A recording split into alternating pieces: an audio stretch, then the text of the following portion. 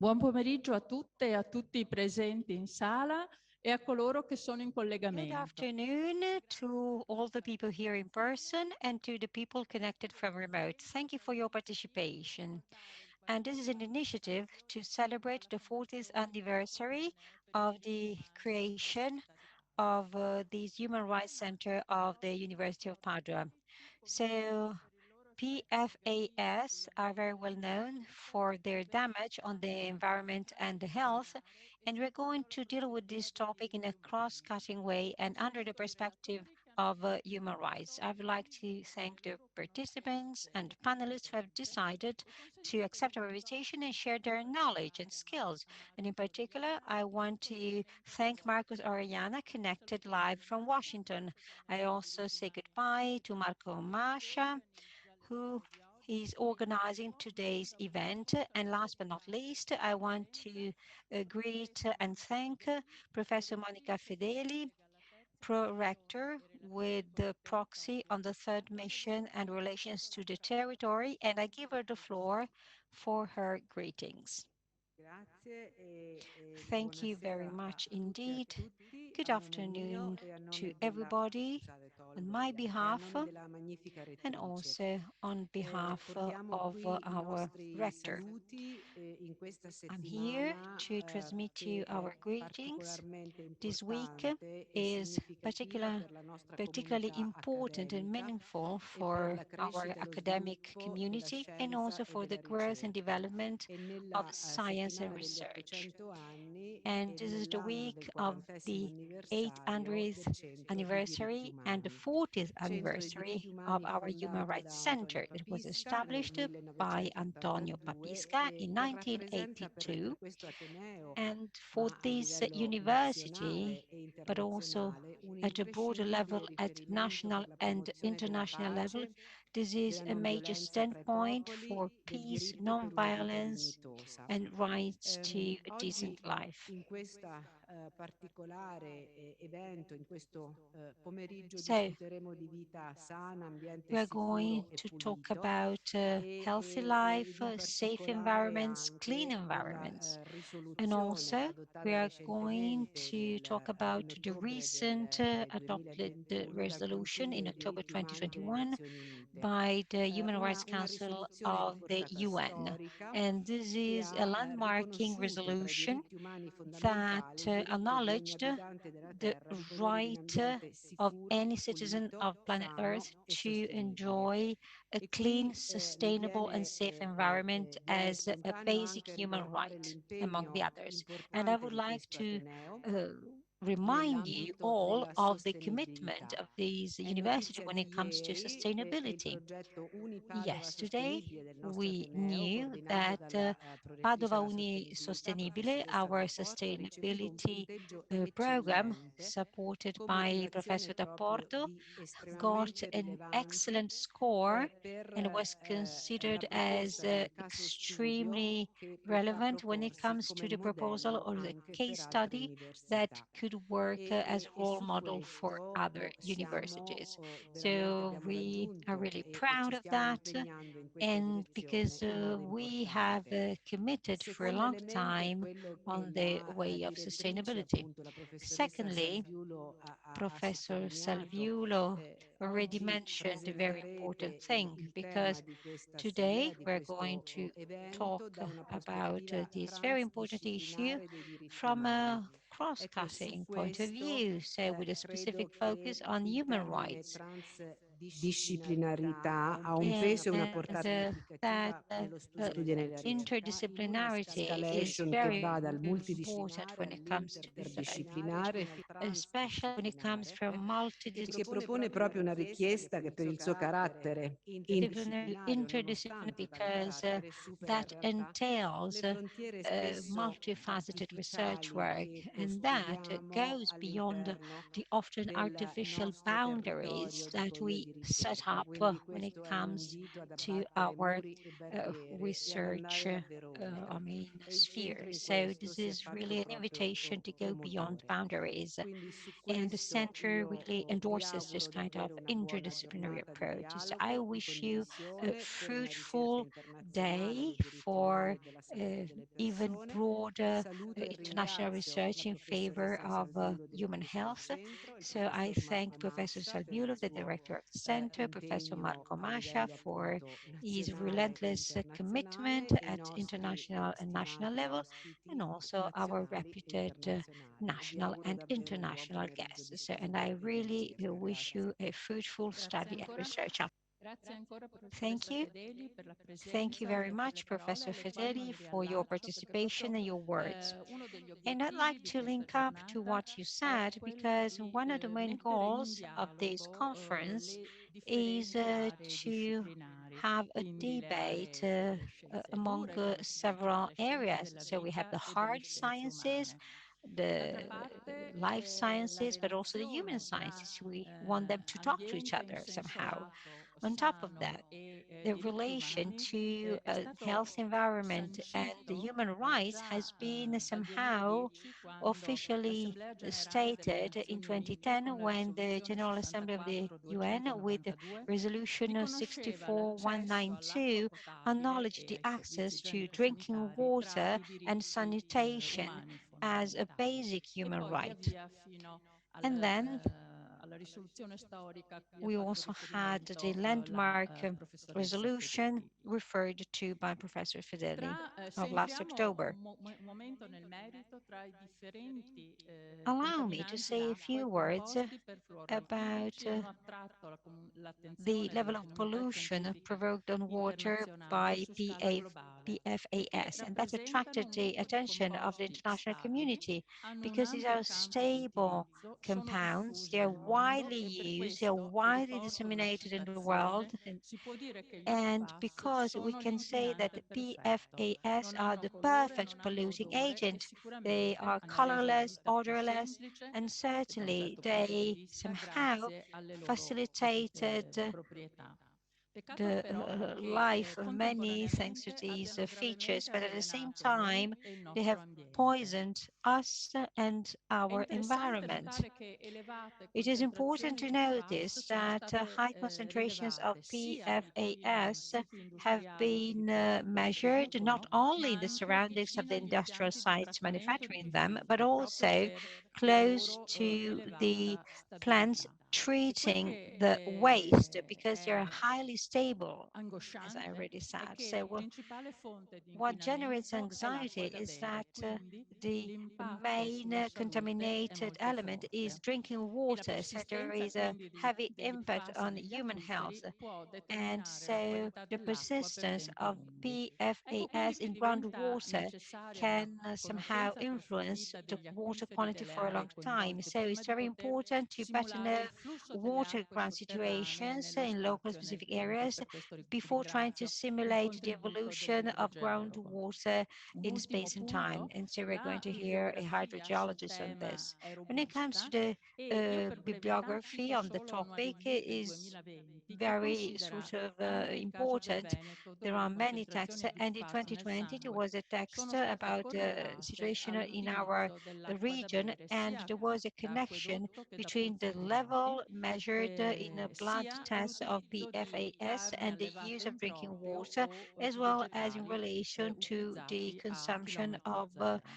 locally E sourced quindi vegetables per and quanto meat riguarda coming un'altra from parte importante del nostro pomeriggio meat sarà farming rivolta plants. So a part of our alla afternoon will relazione be tra devoted to the PFAS e connection between salute PFAS and health. e quindi prima di augurare And buon before, ascolto, say, wishing you a fruitful posso presentare conference, I'd like to il professor Orellana, che è Special introduce to Rapporteur delle you Nazioni Professor Unite Orellana, sulla Special violazione Rapporteur dei of the diritti UN umani in on relazione alle human rights sostanze tossiche, violations in relation che to toxic terrà per noi substances, una who keynote is going speech dal to titolo deliver a keynote Contaminazione da speech PFAS with la the title conflittualità tra PFAS innovazione e determination, the tension precauzione between nella innovation and politica sulle precaution in sostanze chimiche. chemicals A questo policy. seguiranno poi And gli then interventi we are going specifici. to have other Vi specific ringrazio speeches. dell'attenzione e I thank you passo a very much presentare for your brevemente il attention, and professor now I will Orellana. introduce Il professor briefly Professor Orellana è un Orellana. So esperto Professor di diritto Orellana internazionale e is di an diritto dei international diritti right umani e expert and dell'ambiente. also an expert when Insegna it comes to diritto human rights and the environment. ambientale He's a internazionale presso la lecturer George at Washington environmental University School of international Law right e at the diritto George internazionale presso University School of l'American Law, and University also at Washington the College of Law. American La sua University Washington attività come College of Law. consulente And legale his ha incluso activity il as legal lavoro con consultant agenzie delle included the Nazioni work Unite, with the UN governi o... agencies as well as Pardon, non ho lasciato la parola al professor Mascia. oh, sorry, I forgot to give the Ecco, floor to sì, Professor Masha. vabbè. La sua attività come consulente legale ha So he incluso works as il lavoro a con legal agenzie delle consultant, Nazioni Unite, especially with UN governi e agencies, organizzazioni non governments, and governative, anche su NGOs, questioni relative a rifiuti e also on sostanze topics chimiche. related to Inoltre, la sua chemical attività substances and waste. nell'ambito climatico include la His rappresentanza work on climate dell'Associazione includes the Indipendente di Otto representation Nazioni of the dell'America Independent Latina e Association dei of 8 Caraibi nations nei of Latin negoziati American and dell'Accordo di Caribbean Parigi. Ha una in the vasta negotiations esperienza for di the lavoro con Paris la società Agreement. civile di tutto il And he also mondo worked with the su civil questioni society all over the riguardanti world la on giustizia topics ambientale relating to globale. Dopo environmental questa global justice. presentazione, professor So, Orellana, mi scuso, Professor la lascio Orellana, I ancora do attendere un apologize. momento per Please ascoltare le bear with us parole del professor because Mascia, I cattedra give the floor UNESCO to diritti Professor umani e Masha. pace, con il quale mi So, scuso di in his nuovo. co-chair for democracy and peace at the University of Grazie Gabriela, Padova. non ti devi scusare. So, Gabriela, Grazie per avere no promosso questa worries, it's not a iniziativa problem. molto And thanks importante for per lo studio promoting dei this diritti very umani important e per initiative il nostro territorio. and Naturalmente human vi do i rights, and ringraziamenti that is della also very professoressa meaningful for Salviulo a our tutti i local relatori territory. So partecipanti I e join un the thanks ringraziamento already expressed particolare al by professor Professor Marcus Salviulo. In Orellana del particular, Provincia we delle Nazioni wanted to Unite sullo thank sostanze tossiche Professor e diritti Orellana, umani. I so relatori United speciali Nations delle Special Nazioni Unite Rapporteur on sono Toxics and attori Human Rights. fondamentali del And sistema di so the special protezione dei rapporteurs of diritti the umani UN are key all'interno delle players when it Nazioni comes Unite to e sono human rights coloro protection che within the UN difendono i system, difensori dei because diritti they umani also in ogni defend parte the del mondo. people Dunque defending ancora human rights all grazie over the per aver world. So accolto il thank you nostro once again invito e per for il lavoro accepting che sta our invitation svolgendo and for the anche con work you're riferimento alla doing situazione della nostra also comunità in locale. relation to Ciò che the sappiamo situation of our oggi, local grazie community. all'importante lavoro dei relatori What we speciali know delle Nazioni today, Unite e in thanks to the particolare work del of professor the Orellana UN e Special grazie alle Rapporteurs, prove in dei particular gravi thanks to the danni work of Marcus raccolti da Aurelian, and thanks to molti the evidence studi that has been gathered by realizzati many all'interno studies dei centri di ricerca e di carried out università, by ma anche several grazie alle academic prove research raccolte dai centers, but also thanks to gruppi, the dai evidence gathered comitati, by dalle groups, associazioni che committees, vivono nelle terre associations contaminate che that sono live qui in rappresentate contaminated dall'Osservatorio lands and Perufo. that are represented here by Grazie a our questo friend Alberto importante Perufo. lavoro So oggi thanks to all that, possiamo dire, no, today we can che say questo tema, il that problema this delle topic, PFAS, this va problem of affrontato secondo un PFAS approccio has to be basato dealt sui diritti umani. with the human Numerosi infatti right-based sono i diritti approach. umani, civili e There are politici, many economici, sociali e political, civil, culturali che economic, vengono social, and violati cultural rights that are dalle sostanze violated tossiche e dai rifiuti by toxic pericolosi e questi substances and diritti, come è noto, sono hazardous interconnessi, waste. sono These interdipendenti e rights sono are indivisibili. interdependent and Innanzitutto, connected, and come so già detto, they nelle relazioni are che connected to seguiranno each il other. diritto alla salute e So in the alcuni right to casi lo health, and in stesso some diritto alla cases vita di also the persone, right to famiglie e life lavoratori, of ma many anche il people, diritto al workers, cibo, il and diritto all'acqua, il diritto households is all'integrità endangered, but also the right fisica to e psichica, food, il to diritto alla non psychic and physical integrity, to discriminazione, water, il to diritto non-discrimination, the all'informazione, right il to diritto alla information, the right partecipazione. to Un participation approccio are basato sui diritti also umani endangered. enfatizza il And dovere e a le human rights-based responsabilità degli approach is very stati e important delle because imprese that di underscores the prevenire queste responsibility and forme di accountability of inquinamento che states and generano companies ingiustizia in sociale e che avoiding these forms costituiscono of veri pollution e that are propri a crimini form of social ambientali. injustice and that are Gli also stati devono proper adempiere environmental ai loro crimes. obblighi di States have to rispettare, comply with proteggere e their realizzare i diritti umani e obligations devono of evitare ogni implementing forma di human rights. They have to discriminazione e avoid any garantire form of l'eguaglianza discrimination sostanziale. and Come guarantee sentiremo equality, dall'intervento di substantial questo equality. pomeriggio, ci sono our guests will talk about the solutions to these misuses of human rights. Much depends on the willingness of state to oblige companies to adopt specific solutions. Associations, local associations and committees, local entities, research centers, and international control bodies like, for instance, the United Nations Special Rapporteur, play a key role when it comes to obliging states to adopt the necessary legal measures to protect human rights and set up monitoring tools. And also the academic world can do something to endorse the protection of people from toxic substances. So scientific research can be endorsed and supported by the academic world, and today's conference tries to fulfill this goal. Thank you very much indeed for your attention. Grazie al professor Masha. Thank you very much, Professor Masha. And now, for real, the floor goes to Professor Orellana. I thank you. Thank you very much. I wish to start out by thanking the organizers for their kind invitation. I am very pleased to have the opportunity to join the celebration of the Human Rights Center of the University of Padova and address an issue of growing significance in societies around the world, in the international community. That is how we address the tensions between innovation and precaution in chemicals policy. And I will submit to you that the human rights framework must be the guiding compass that helps us navigate these tensions. If I am to unpack this, I would like to start out by pointing out that innovation and technology have been a hallmark of our human existence for centuries. If we look back in time, it has been those communities that have managed to harness technology, which not only have managed to pursue their autonomy and their development paths, but also in many instances to defend themselves, even to subjugate other communities, other peoples.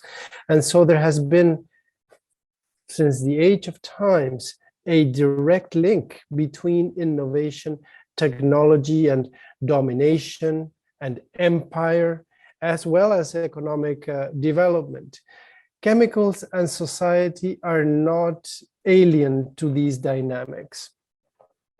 Chemicals and society, we can see that our modern way of life relies on the myriad of chemicals that are conducive to our standard of living. Some of them may be convenient, such as Pfas, if I may be provocative, because whether they're included in clothing or in cooking ware, they make life easier. But are they essential? Well, one could also argue that they're not only convenient, they're even useful. If we think about the use of Pfas in firefighting foam or substances or equipment, but are they essential? And this brings to the fore a big question about how we address synthetic chemicals, certainly those chemicals that do not have a mimic or an expression in the natural world, but that are human-made and that begin to interfere with natural processes. This is where governance and decision-making about chemicals becomes critical. The management of chemicals has largely been premised on risks, on the determination of risks, a risk assessment. So not the hazard of a substance per se, but what is the actual risk? And risk understood as the function of exposure to a dose. that begins to bring in questions of pathways and vectors, or how people are exposed and in what amounts. Now, this issue of hazard and exposure leads to all kinds of distortions, and I want to unpack a few of them. The first one is the argument we often hear about controlled use or safe use, that a chemical, yes, it can be hazardous, but it need not be a source of risk if it is managed appropriately and if it is controlled. Now, we see this argument, for example, when it comes to highly hazardous pesticides. Many of these hazardous substances are banned in Europe for use because they are precisely hazardous to human health and the environment, but they are nevertheless produced in Europe for export to the global south, as if the human body were not the same everywhere. And sometimes we hear the arguments that it is true that the substance is hazardous, but if it is used safely, if it is used with appropriate controls, then there is no risk or no significant risk. The risk is tolerable. Now, this argument has a number of problems with it, but one of them is the transfer of risk to the weakest link. So instead of prevention of exposure, what we have is the onus on the poor farmer in the global south to wear protective equipment against these hazardous substances. Now, protective equipment is often expensive. It needs to be maintained. It may not be adequate for the heat. And we've seen the heat waves hitting India and other countries recently. So this assumption that there can be controlled and safe use begins to break down. And so this distinction between hazard and exposure in chemicals policy begins to break down. And that is also the case for PFAS or Pfas, because these substances are virtually uncontrollable and indestructible at scale. By scale, I mean there are certain instances where some contaminated materials can be incinerated to such degree that perhaps most Pfas are destroyed, but that is not scalable to deal with Pfas contamination in every facet of society where Pfas are being used. And so the fact that the substances are uncontrollable at scale means that there is no safe use for them in their life cycle approach, because at the end of the day, the substances are indestructible. Now, a second dimension of this problem between hazard and exposure is on accidents and accidental release. Accidents will take place. This is part of human condition. There's no perfection. Machines fail, materials fail, human agency is fallible. And so accidents will take place. When we're dealing with hazardous and ultra hazardous and highly hazardous substances, the accidents mean that harm will be imposed on people. So who will suffer the harm?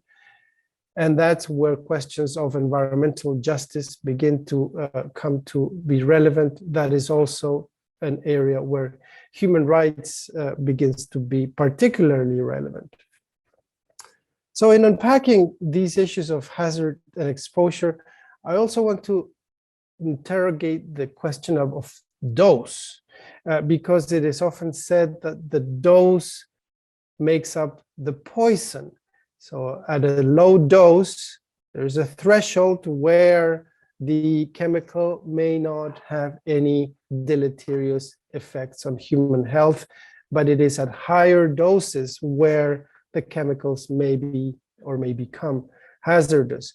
Now, this linear form of thinking needs to be challenged because of the scientific breakthroughs on the properties of certain chemicals that are more hazardous to human health at very low doses than at higher doses. Now, this is counterintuitive because we have become accustomed to this linear thinking of, well, the higher the dose, the more hazardous the chemical is. But that's not the case in respect of all chemicals. And so that's also where science becomes so important. So that's one dimension on the dose, the non-linearity of it.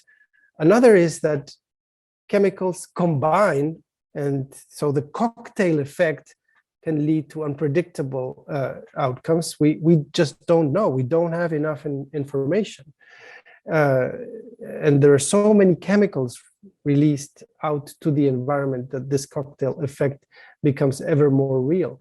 And then thirdly, there is just not enough information on many of the properties of chemicals. So if we look at lead, for example, which has been studied for now, even the Romans, now that we're talking in Italy, but at the Roman times, the properties of lead were already known, that lead was hazardous to human health.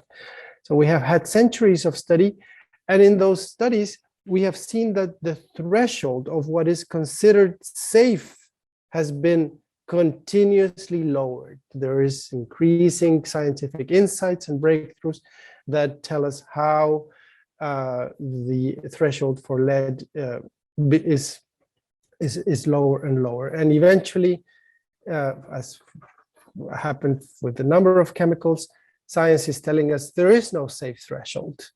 There is no safe amount of exposure. There is a risk at any amount. And so this duality of hazard and exposure begins to break down here as well.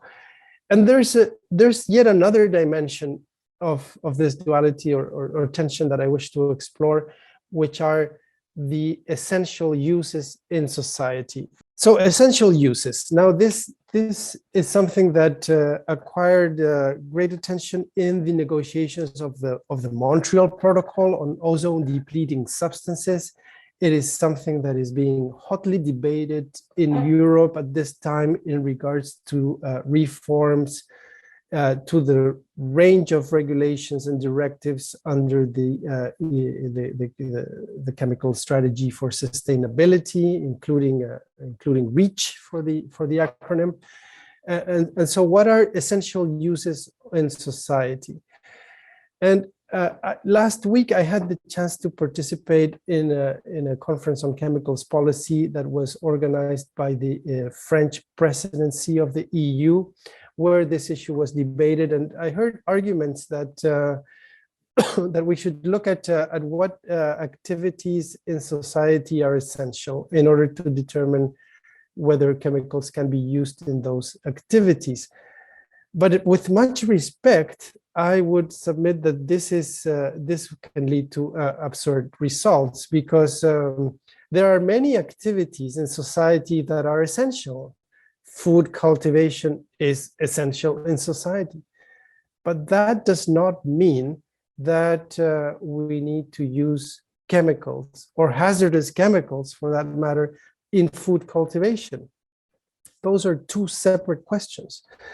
So we should not ask what activities are essential in society, but which chemicals are essential uses in society. Now, when it comes to synthetic chemicals, it is hard to argue that any use is essential, because humanity has evolved over centuries and millennia without them. So how can a chemical be essential for life and society if we as humanity have been able to do without it forever?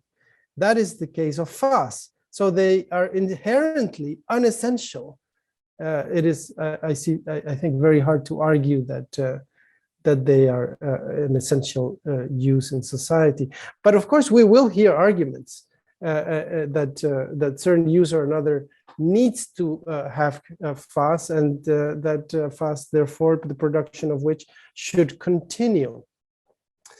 Now, in the face of that, I think, again, we should bear in mind what is convenient versus what is useful, but what is truly essential for life. And that is where a healthy environment, again, becomes so important, and the reaffirmation of the right to a clean, healthy, and sustainable environment as the basis for human civilization, as the basis for a life of dignity.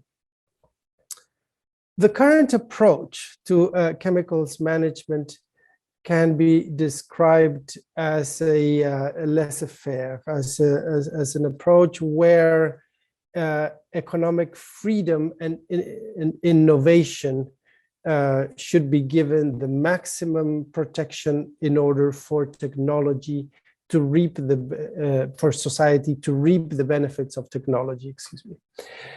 Now, from a philosophical point of view, liberalism justifies this position because restrictions on economic freedom, restrictions on the rights of enterprise can only be justified where there is evidence of harm resulting from an activity, or at least an intolerable amount of risk.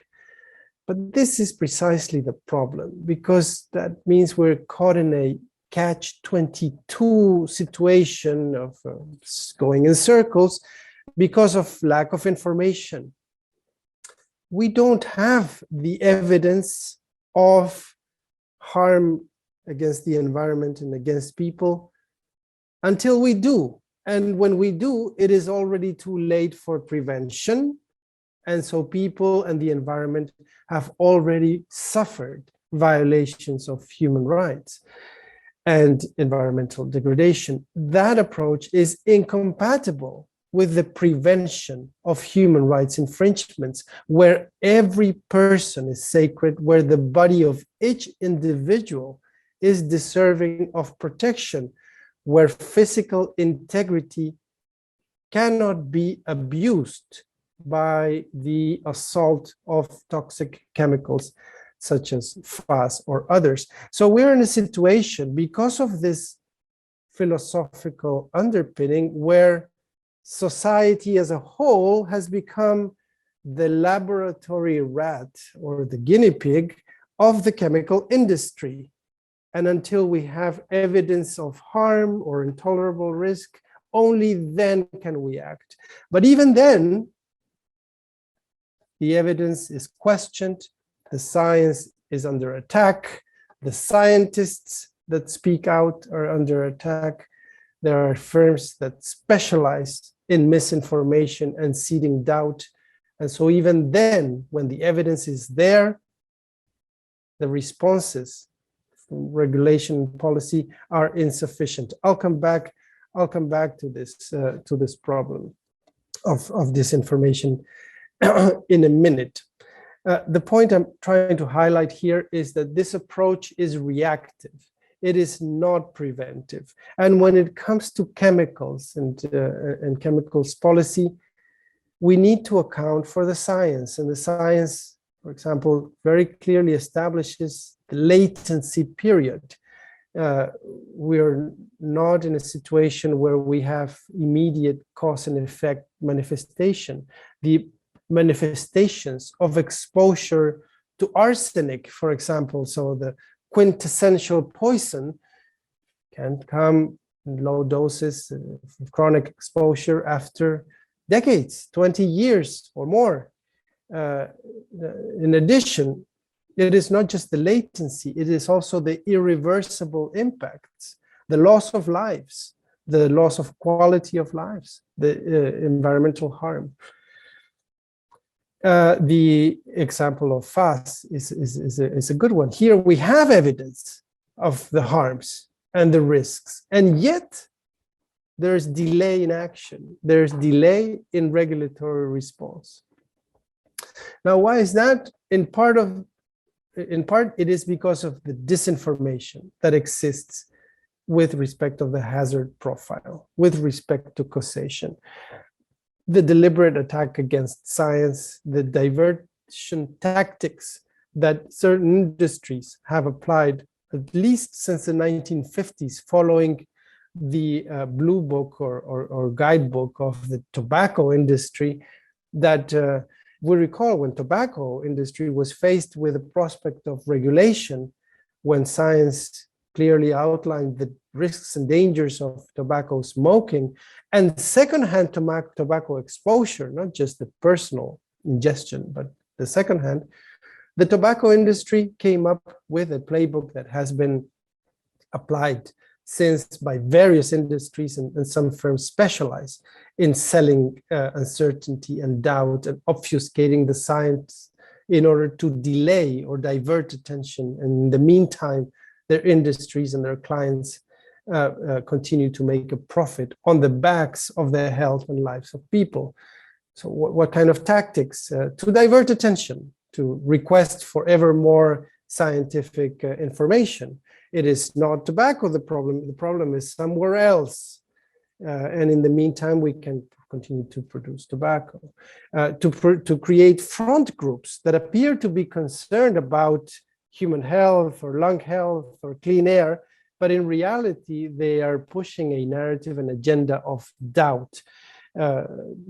These tactics are very well known. But if we continue to interrogate the tensions between innovation and uncertainty, there is also the conceptual elements of the notion of risk. And I will submit to you today that the notion of risk has become a conceptual trap that is intentional to enable the status quo to be maintained. And that is because the notion of risk leads to a chemical by chemical determination of risk.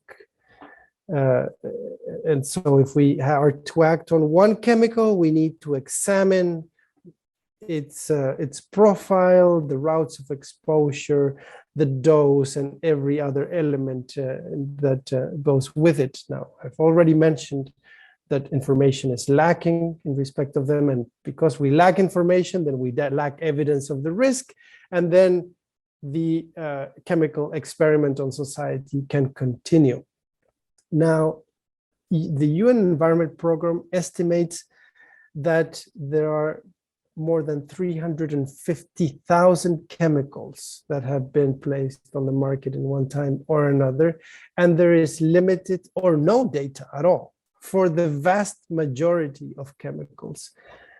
And so this chemical by chemical determination of risk is not a formula that is conducive to upholding the fundamental rights to life, health, and the right to a clean, healthy, and sustainable environment. There's a second dimension of this conceptual trap of the notion of risk that I wish to underscore, which is that the standard setting is often described as a determination of the quantum of tolerance in society of risk. How much risk can society tolerate in respect of a given chemical in relation to the purported benefits of that chemical? But I will submit that this is a mask. It's a mask to cover the structural immorality of the system, because it is one thing to assume risk at a personal level. You know, we can think about words like courageous and rewarding, and we often at times even look up to people that may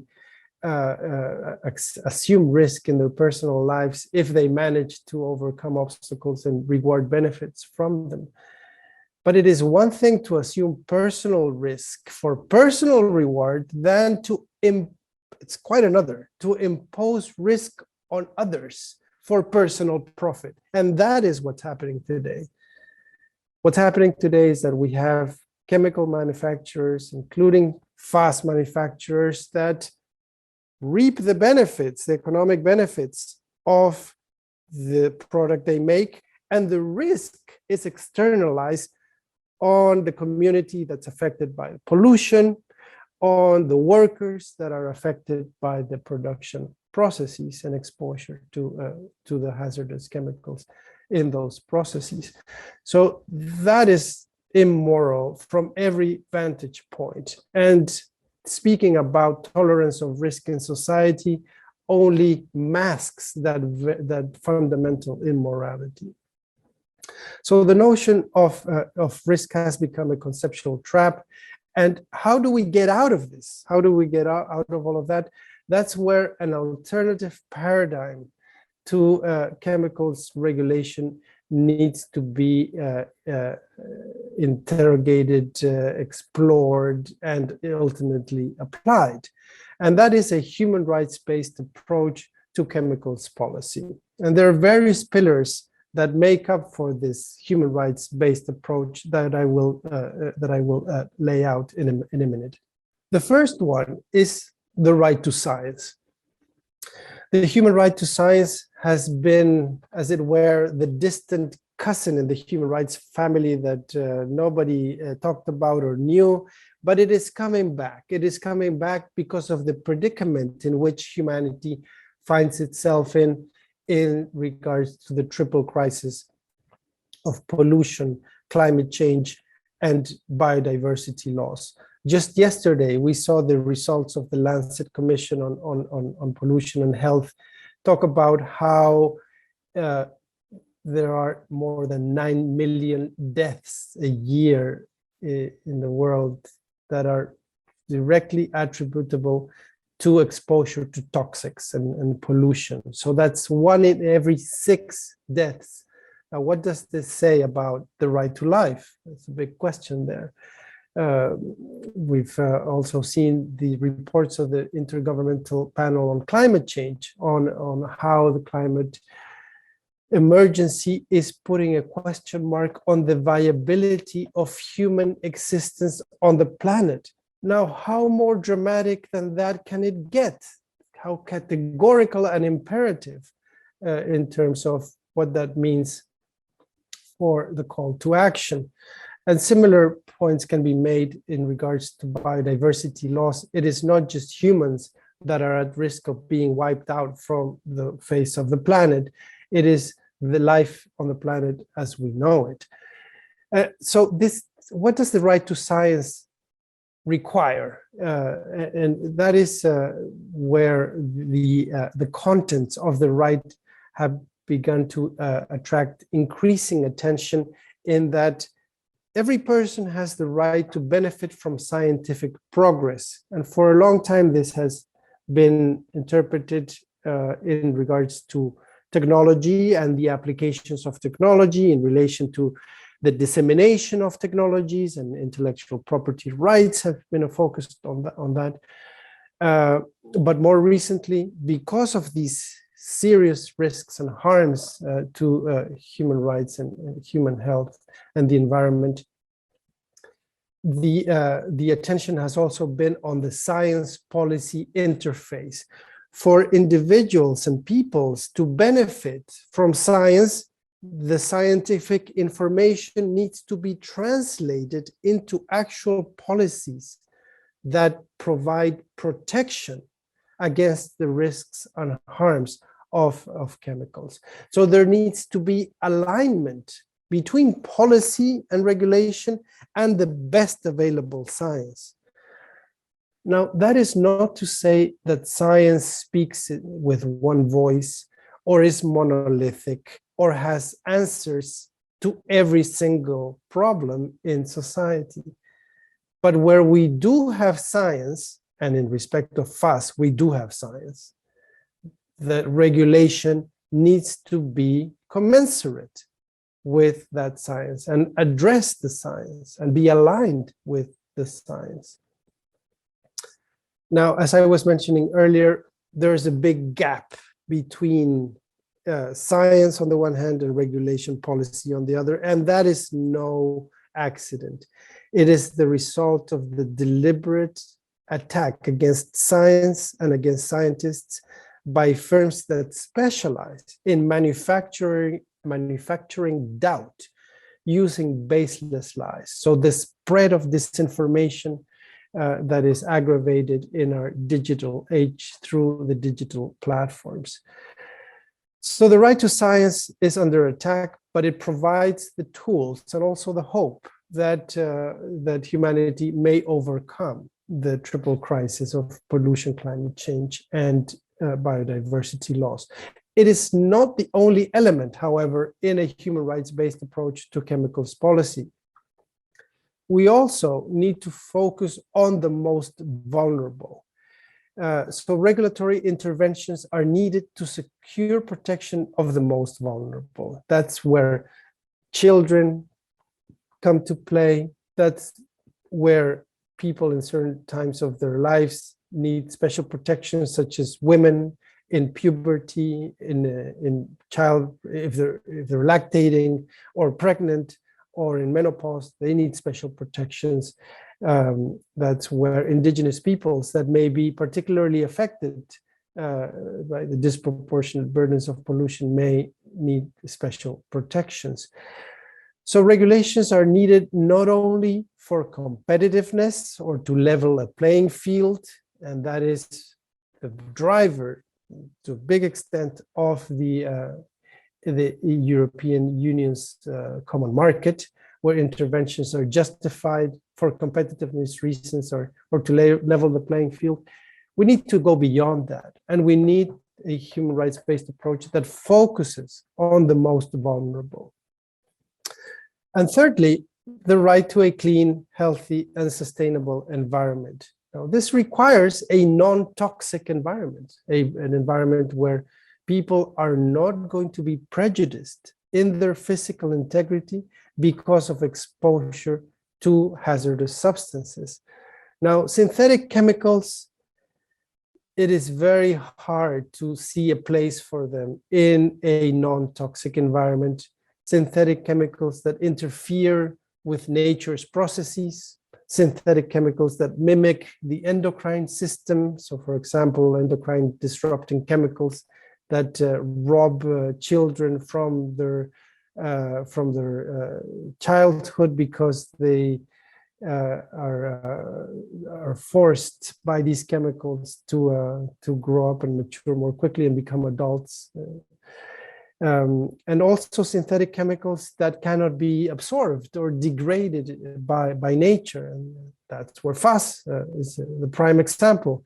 Virtually indestructible chemicals that will forever pose harms to humans and to nature. The requirement for a non-toxic environment is a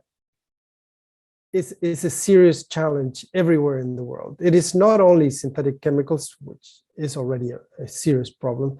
It is not only a problem in industrialized countries. As you may know, I had the opportunity to do an official country visit to Italy last December, where I visited the region of Veneto, the red zone impacted by Pfas. Also had the opportunity to visit the region of Puglia and Taranto specifically, where the largest steel manufacturing plant in Europe, Ilva, has been spewing out hazardous chemicals for decades. So the failure to adopt best available technologies and the priority given to economic development over the rights of the residents of the region. The European Court of Human Rights has addressed, in the case of Cordella and others, the situation in Taranto, and has very clearly articulated that economic development is not a justification for human rights infringements of the people. But again, it is not only a matter in industrialized countries, it is also an issue in developing countries, sacrifice zones, where contamination is so heavy that a life of dignity is impossible, that residents are sacrificed for the sake of economic development and other political instruments. This needs to change, and that's where the right to a healthy environment requires a non-toxic environment, and this is another element of a rights-based approach to chemicals policy. And the last element I wish to highlight are the principles of prevention, precaution, and non-regression, because this has clear implications for the phase-out of Pfas as a class of chemicals, not just one by one, but as a class of chemicals, because they cannot be adequately controlled, because they are impairing the right to a clean, safe, and healthy environment, because precaution and prevention demands that action be taken before rights are infringed. In conclusion, toxification of the planet is severe and it is increasing. Humanity has crossed the planetary boundary of pollution. We need to reverse course. More of the same will not work. We need a different underpinning for chemicals policy. Issues of exposure and risk are only making society the guinea pig of the chemical industry. We need to move to a human rights-based approach that can ensure that no person is sacrificed and left behind, and that can make a toxic-free environment a reality for all. Thank you for your attention, and I look forward to any questions or reactions that you may have. Thank you.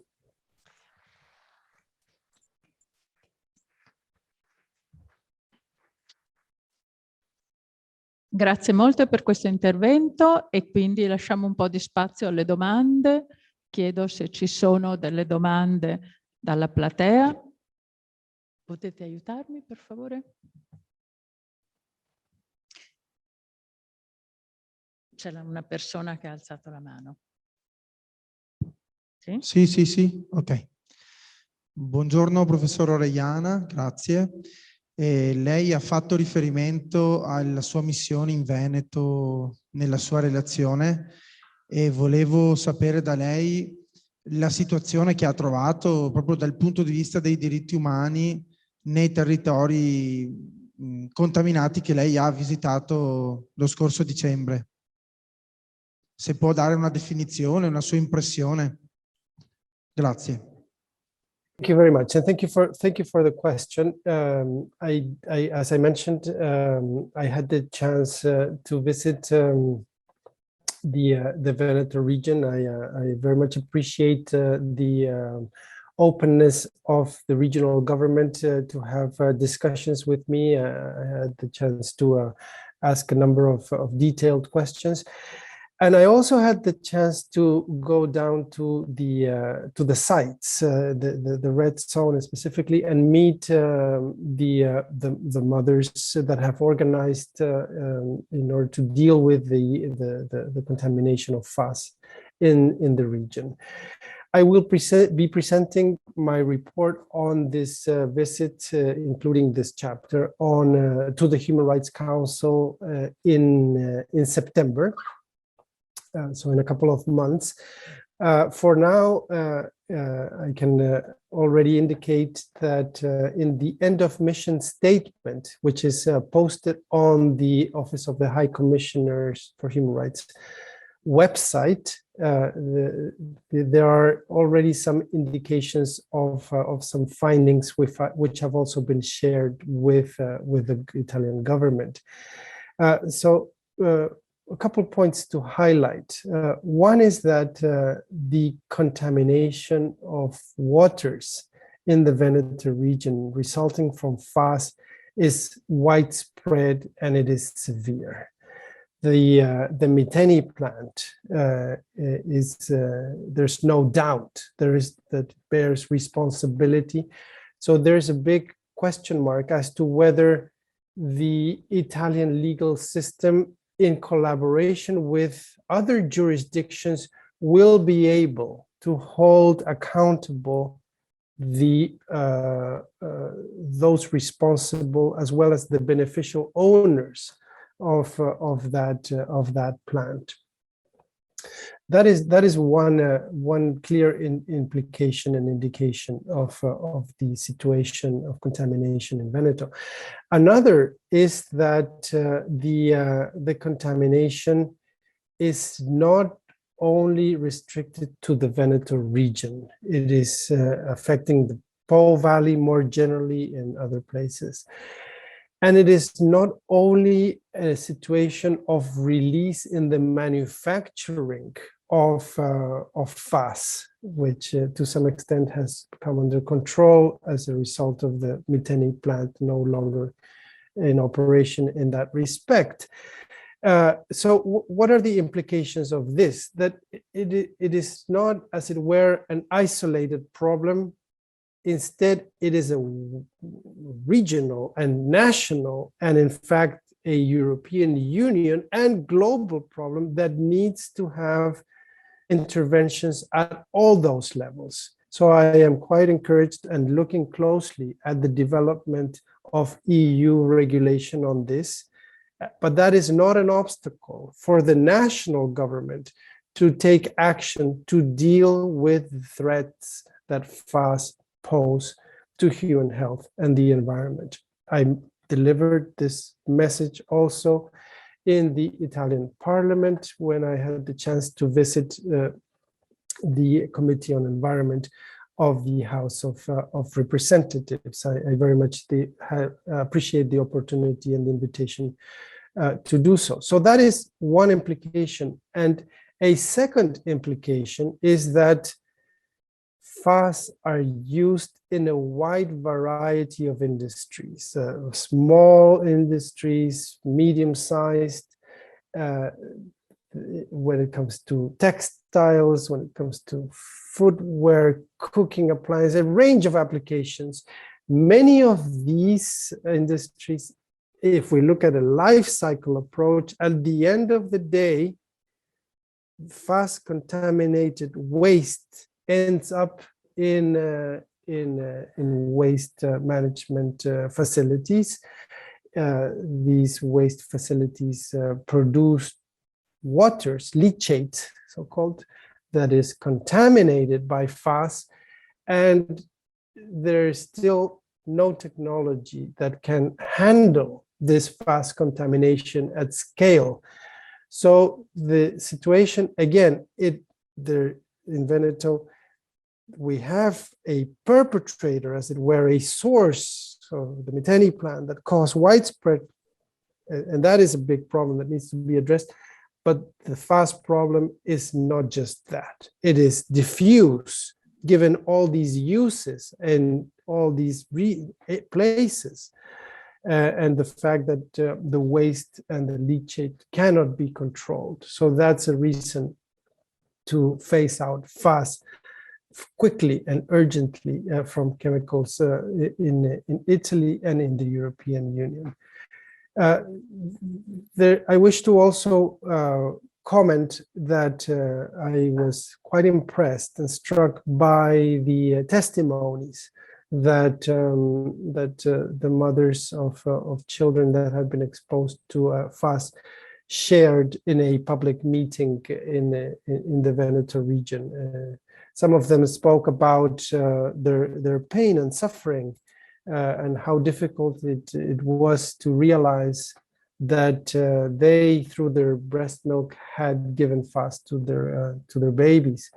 Now, that kind of situation, from a human rights perspective, needs to be addressed in the full magnitude of what it means to have the right to life, to health, and to a clean and healthy and sustainable environment. No person anywhere in the world, and not in Veneto region either, of course, should be in the situation, in the position of not knowing that the mother is giving in the breast milk a chemical, a hazardous chemical to her baby. That situation is just incompatible with fundamental human rights and guarantees. So I wish to commend the women that have organized for mobilizing, for in defense of their rights, and also urge the authorities to take appropriate action to deal with the various angles that are involved in this problem.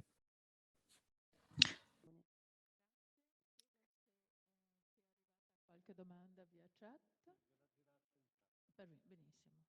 Allora aspettiamo le risposte. So as I was saying, the question is about what kind of avenues for justice and jurisdictions given the weaknesses of state regulation, and could the Human Rights Council adopt a stronger, more proactive approach? So there's two reactions I would offer to this. The first one is that international treaties, the way they work is that they oblige state parties to take certain actions and behave and conduct themselves in certain ways.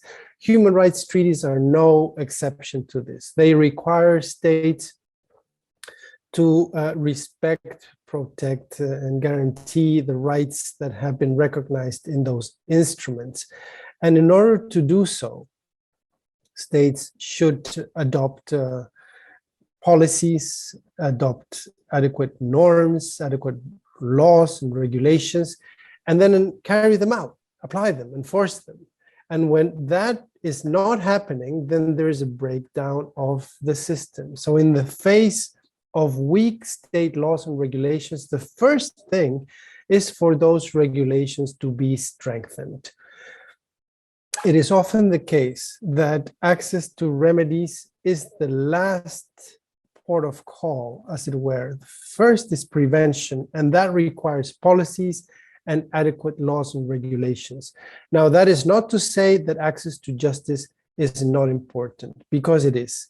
But there are so many obstacles to access to a meaningful justice that it is not a substitute for the range of policies and measures that need to be adopted in order to prevent exposure of people to hazardous substances.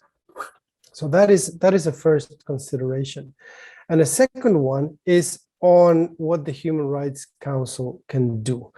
Now, these organs in the United Nations, the way they work and the power they have is not through sending blue helmets to enforce environmental rules. It is rather to interrogate the specific situations that are taking place in countries where people are suffering human rights infringements and violations as a result of exposure to hazardous substances.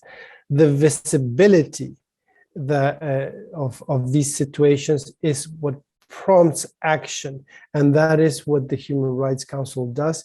And my mandate, the Toxics and Human Rights mandate, as a special procedure of the Human Rights Council, is a tool whereby the Council learns about realities, monitoring and reporting in a way it is the eyes and ears to bring visibility, which then enables action and pressure to bear on situations that are incompatible with the enjoyment of human rights. Grazie, credo che possiamo ringraziare di nuovo il professor Orellana e possiamo procedere con i lavori dando la parola al dottor Davide Carraro, che ci parlerà di composti perfluoroalchilici, proprietà, pericolosità e processi industriali. Dangerousness and industrial treatment processes. Mr. Carraro is a chemical expert and he got his PhD here at the Padova University, has been dealing with biomass optimization via catalytic processes, sustainable ones. After after 6 months here at the Padua University in June 2020, he started working at the Pura Acque Servizi in Salzano, Venice, where he deals with sampling of substances so as to carry out maintenance of implants so as to remove pollutants in waters, more specifically PFAS. Slides, Buongiorno a tutti, grazie per l'introduzione. Good morning, thank you for your presentation. I hope that I can see. Bene, allora mi premeva cominciare questa presentazione I'd like to start facendo un piccolo esperimento. by carrying out a Fintanto che sort of partono le slide, experiment, allora, waiting vi for pongo my una slides to be domanda. Per alzata shown. di mano, secondo Question voi, quanti di and raise voi your almeno hands. una How volta many nella among vita you, at least ritengono di once essere stati in in their lives, contatto o di essere believe they stati have been esposti ai in PFAS? contact Vediamo un with po'. PFAS? Abbastanza, bene. Ah, Bene, many of you. già una buona It cosa is perché already almeno something siamo good consapevoli because we are che not questo è un problema che ci aware riguarda in prima persona. about this, and this is something Molto that bene. actually has a strong impact on us. Okay, I can take control of Allora, qui vi it. mostro una serie di immagini Here, di prodotti di uso I have a comune. set of Vediamo images tappeti, generally imballaggi used alimentari, impermeabili, products, pentole antiaderenti, carpets, furnishings, cosmetici. outdoor gear, Allora, and so on and so forth. quanti Cosmetics, di for voi instance. usano questi prodotti? Tutti, suppongo. How many among you Molti di più use these rispetto a chi ha alzato la mano products? la prima volta, giusto? Many, I Bene. believe. In questi 20 minuti Many allora more people. So in che ho a these 20 disposizione minutes I vi have vorrei spiegare available, come mai I'd like to chi ha tell you alzato la mano per la why seconda volta, cioè those who tutti avrebbe raised dovuto their alzarla anche hands la in the prima. Tutti questi second sono occasion, they prodotti would have che contengono needed composti to also raise their polyfluoroalkyl. hands in the previous Procediamo per one, because gradi. these are Allora, products partiamo dalla containing definizione. Cosa PFAS. sono i PFAS? Allora, First PFAS è un definition, acronimo PFAS che is an sottintende una acronym classe di composti, ossia sostanze by which a alchiliche set of per o polifluorurate. components is made. Per un composto per essere classificato come A PFAS deve component, in avere un order to atomo be di identified carbonio as PFAS, completamente must have one sostituito da atom atomi of di carbon fluoro. replaced Allora, by la fluorine distinzione generale che si atoms. fa è tra The composti general non distinction polimerici e is composti polimerici. Per non-polymeric and composti non polymeric polimerici i più famosi sono gli components. acidi Among the perfluorocarbossilici. first one, Qui we vi have riporto un esempio PFOA che fino a non molto tempo PFCA, fa era a utilizzato very come rivestimento common antiaderente. example, which was used up Altrimenti to a few esistono gli years acidi ago. Then we have perfluoroalchilsulfonici che the hanno un gruppo PFSA, sulfonato. Qua, ecco, se second andasse via questa cosa, ecco, category, l'esempio che vi riporto è il PFOS, come avrete sicuramente sentito prima il PFOS, professor Orellana che parlava di PFOS. schiume antincendio. We Ecco, are le talking schiume about antincendio sono fireproof caratterizzate foams. principalmente Fireproof da questo foams are composto qua, il PFOS. mainly made Un'altra of classe di this composti polifluoroalchilici in questo caso sono i component. fluorotelomeri, ossia Then we dei have composti che oltre alla catena fluorotelomeres, fluorurata posseggono anche almeno H2FTOH. They due also atomi di have carbonio at non least two carbon sostituibili. Questi atoms that are composti sono not importanti replaced. soprattutto Such per quanto riguarda components are l'aggettivazione a polimeri. important Qui vi as riporto far l'esempio as degli polymer impermeabili. additivation Allora, is si usa funzionalizzare la fibra considered. tessili con dei fluorotelomeri che conferiscono appunto le Textiles can proprietà be treated impermeabili. with this so as to have Altrimenti esistono anche waterproof, composti perfluoroalchilici polimerici. properties. Uno Or fra there are tutti also il Teflon, other components, politetrafluoroetilene, Teflon, ossia un polimero PTFE, perfluorurato. Teflon. Dal 1949, quando Starting questi from composti, che sono 1949, when completamente such artificiali, quindi components non presenti in natura, were furono sintetizzati per la invented, prima volta, artificial ones were ad oggi si synthesized for the annoverano first più di time, 3.000 up to sostanze che today we have rientrano more than nella 3,000 classificazione substances come being out of PFAS. these PFAS Vediamo quindi ora le category due class. principali tecniche di sintesi di questi Consider the di first questi two synthesis composti. techniques used for this type of Andiamo components. avanti, per favore.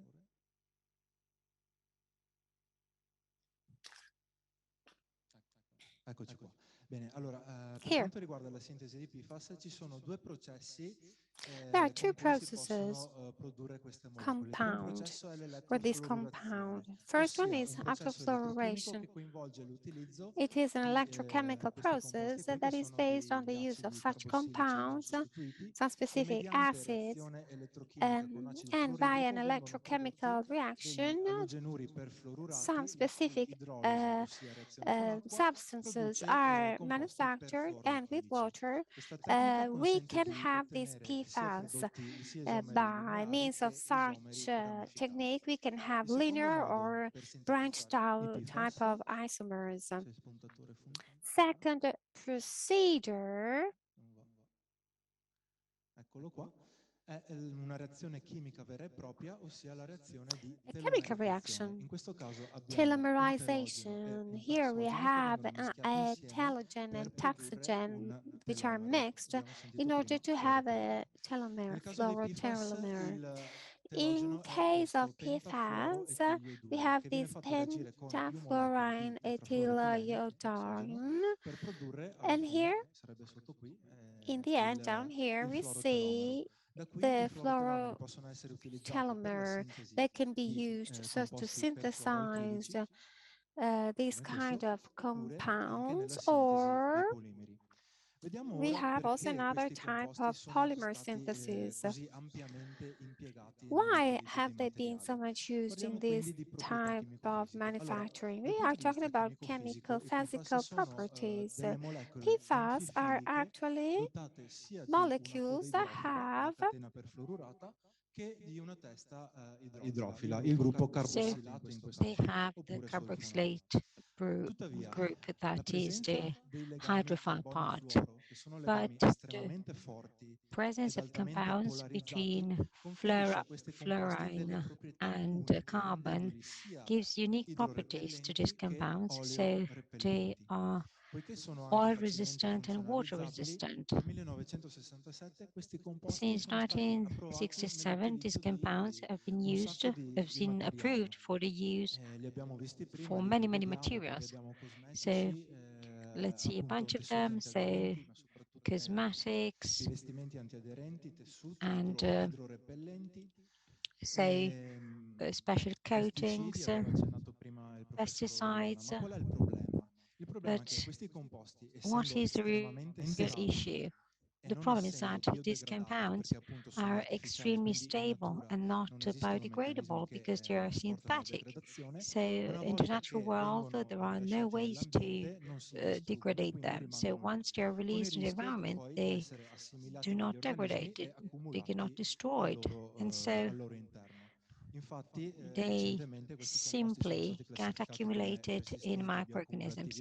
So they are considered as bioaccumulative, toxic, and resistant also by the Vinci classification INCE. So let's see how we can get exposed to these compounds. Qui vi riporto il ciclo di vita dei PFAS. Allora, già il professor Okay, let's see the life cycle of Pfas.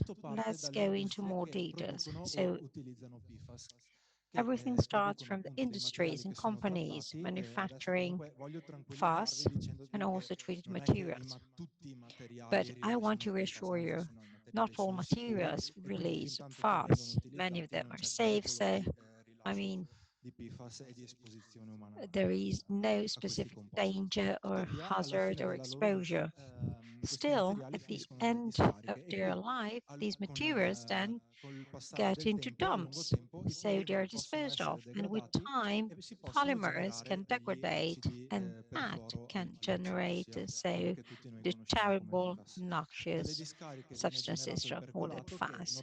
So that there is a percolate that then is sent to water treatment plants that develop specific industrial processes to completely remove Pfas.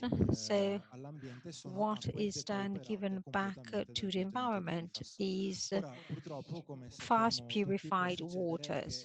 Unfortunately, we know that some companies like Miteni can generate processed waters that can be released in the environment, and so they can pollute both surface and groundwaters, as well as drinking waters. So when firefighting materials are used, so if no specific reclamation processes are used, so these substances can pollute surface water. And this is a problem because if water is contaminated, then we get exposed, not just us, but also fields, animal feed, fish, animals. So we're all then exposed. So to recap, generally, the main ever recorded contamination at environmental level comes from the dumped percolates, surface water, and groundwaters. So let's talk about the concentrations. It's nanograms per liter. So let's imagine to have a bank account with 1 billion euros. Wow, what a luck. Let's imagine that these billion euros, so these 1,000 millions are made of €1 coins. So 1 nanogram equals €1 coin in an account with 1,000 millions. So it's extremely low concentration levels, but still this is, relevant for our health. So this is the Pfas contamination that was recorded in drinking waters, and we rarely go above 1,000 nanograms per liter. And also in surface waters, we can reach up to several thousands of nanograms per liter, but most of all, Pfas are in higher concentration in treated waters and dump percolates, where we can reach up to 200,000 nanograms per liter, a much higher level of contamination than drinking water. Over the years, we saw that, unfortunately, even if, Pfas have been accumulated inside organisms to generate collateral damage. And I'm going just to recap that briefly. I hope that the next speakers will go into more details. So higher cholesterol, hypertension, problem with the thyroid, reduction of fertility, problems in the immune system, and hormonal disorders. So it's very important to be aware of the level of hazard posed by these compounds. So as it was asked to Professor Rolana, here you can see a slide that not just the Veneto region has Pfas contamination issues. This problem instead is unfortunately globally widespread. So these compounds are widely used and widespread, and on more than one occasion they have been measured in the environment. So here you see the countries that have currently regulations about the level of concentrations of Pfas in the environment, because they had contamination cases and also more serious contamination cases, especially in the US, in Australia, and in China. Well, extremely high levels were recorded in China, for instance. But still, all that somehow urged scientists to get together to commonly find solutions to solve this issue. Solutions need to be effective and also be as much as cost effective as possible. Let's see which are the industrial processes that allow the complete removal of Pfas from the matrices I mentioned before. So basically we have three kinds of processes: adsorption, membrane processes, and evaporation. Well, these are equally good. Which one should we pick? Well, let's see the features. First of all, it depends on the kind of Pfas to be removed. Are very many. There are several categories of Pfas. On top of that, we have short chain compounds and long chain compounds.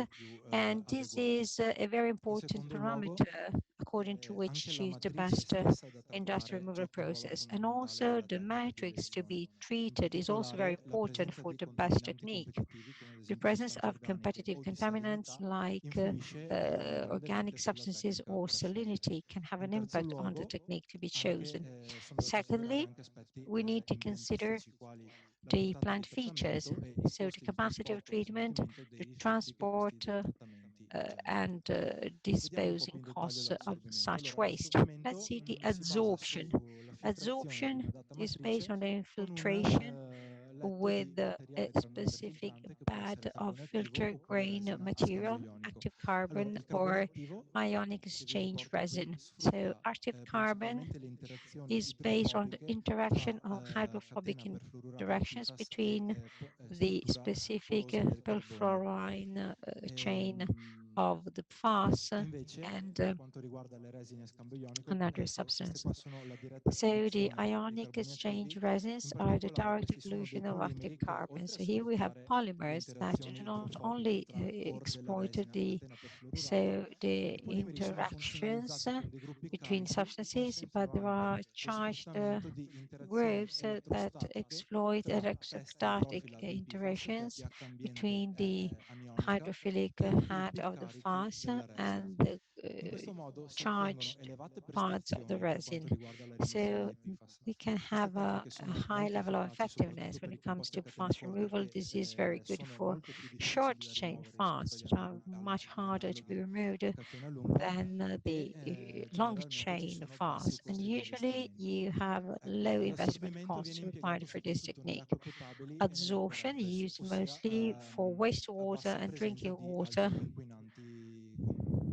So also in the presence of other low polluting agents that compete with Pfas because there is sensitivity competing pollutants. Sometimes it is necessary also to replace the filtering masses that have come to the end of their life. And then we have the membrane-based nanofiltration, and we have inverted osmosis or nanofiltration. These processes are both based on the fact that if you apply a pressure through a semi-permeable membrane, that will let go through only the water molecules. The other pollutants are retained, including Pfas. So we have a permeated substance without Pfas and a concentrated substance that has reduced volume that includes all the removed Pfas. This technique can be used for any kind of waste material because it's less sensitive to the presence of other pollutants because they're all removed, so it's complementary to resins. Then we have the multiple effect evaporation. Here we use vacuum distillation, so at a temperature below 100 degrees, water goes through the first effect, so the condensate is separated, and then the concentrated goes through the second effect, so step by step we reduce to the minimum the concentrated production. So with the inverted osmosis, we have a higher concentration instead. So again, this is a very effective technique in removing phosphate any matrix, especially industrial waters and percolates, but this is the most expensive treatment that is also, requires a lot of energy. So it implies a high consumption of energy. Well, these techniques sequestrate Pfas from a matrix but do not destroy them. So Pfas move to exhausted masses, carbons and resins, or on the concentrated obtained through osmosis or evaporation. So in order to be destroyed, they need to go through incineration. So the last frontier from a chemical point of view foresees the development of processes allowing the in situ destruction of these molecules in order to avoid incinerators that usually are not very much liked by the public opinion, and also by generating on site the specific required purification techniques. So over the last few years, some techniques have been developed and then I will be done with my presentation. So chemical processes aim at destroying this carbon-carbon bond that has the lowest level of energy in the molecule. So the idea is to mineralize Pfas entirely. So several techniques have been tested in order to use, for instance, light photolysis or photocatalytic degradation or other sort of specific agents, reactive agents, or electrochemical processes or electromechanical processes. And well, I hope you had an overview about the processes that are available and that allow to remove Pfas from matters and materials. I thank the Buraco management, the organizing committee, and also my colleague who helped me in preparing the presentation, and of course all of you for your attention. Thank you very much indeed.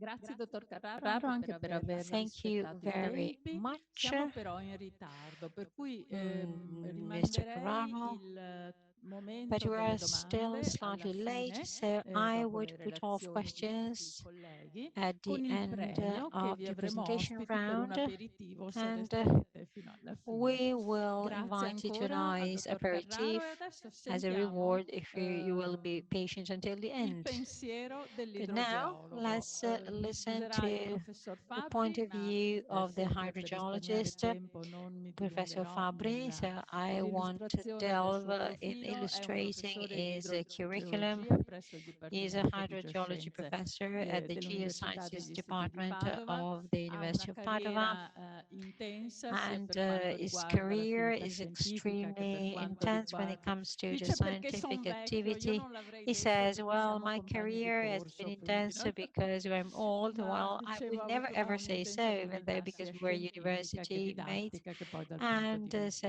he worked organizzativo also as a anche lecturer, presso as an attualmente l'Ordine dei organizer Geologi, per esempio. for the Lascerei la parola, Association of prego, Geologists, but professor I give Fabbri. the floor, Professor Fabri. Sì, ok.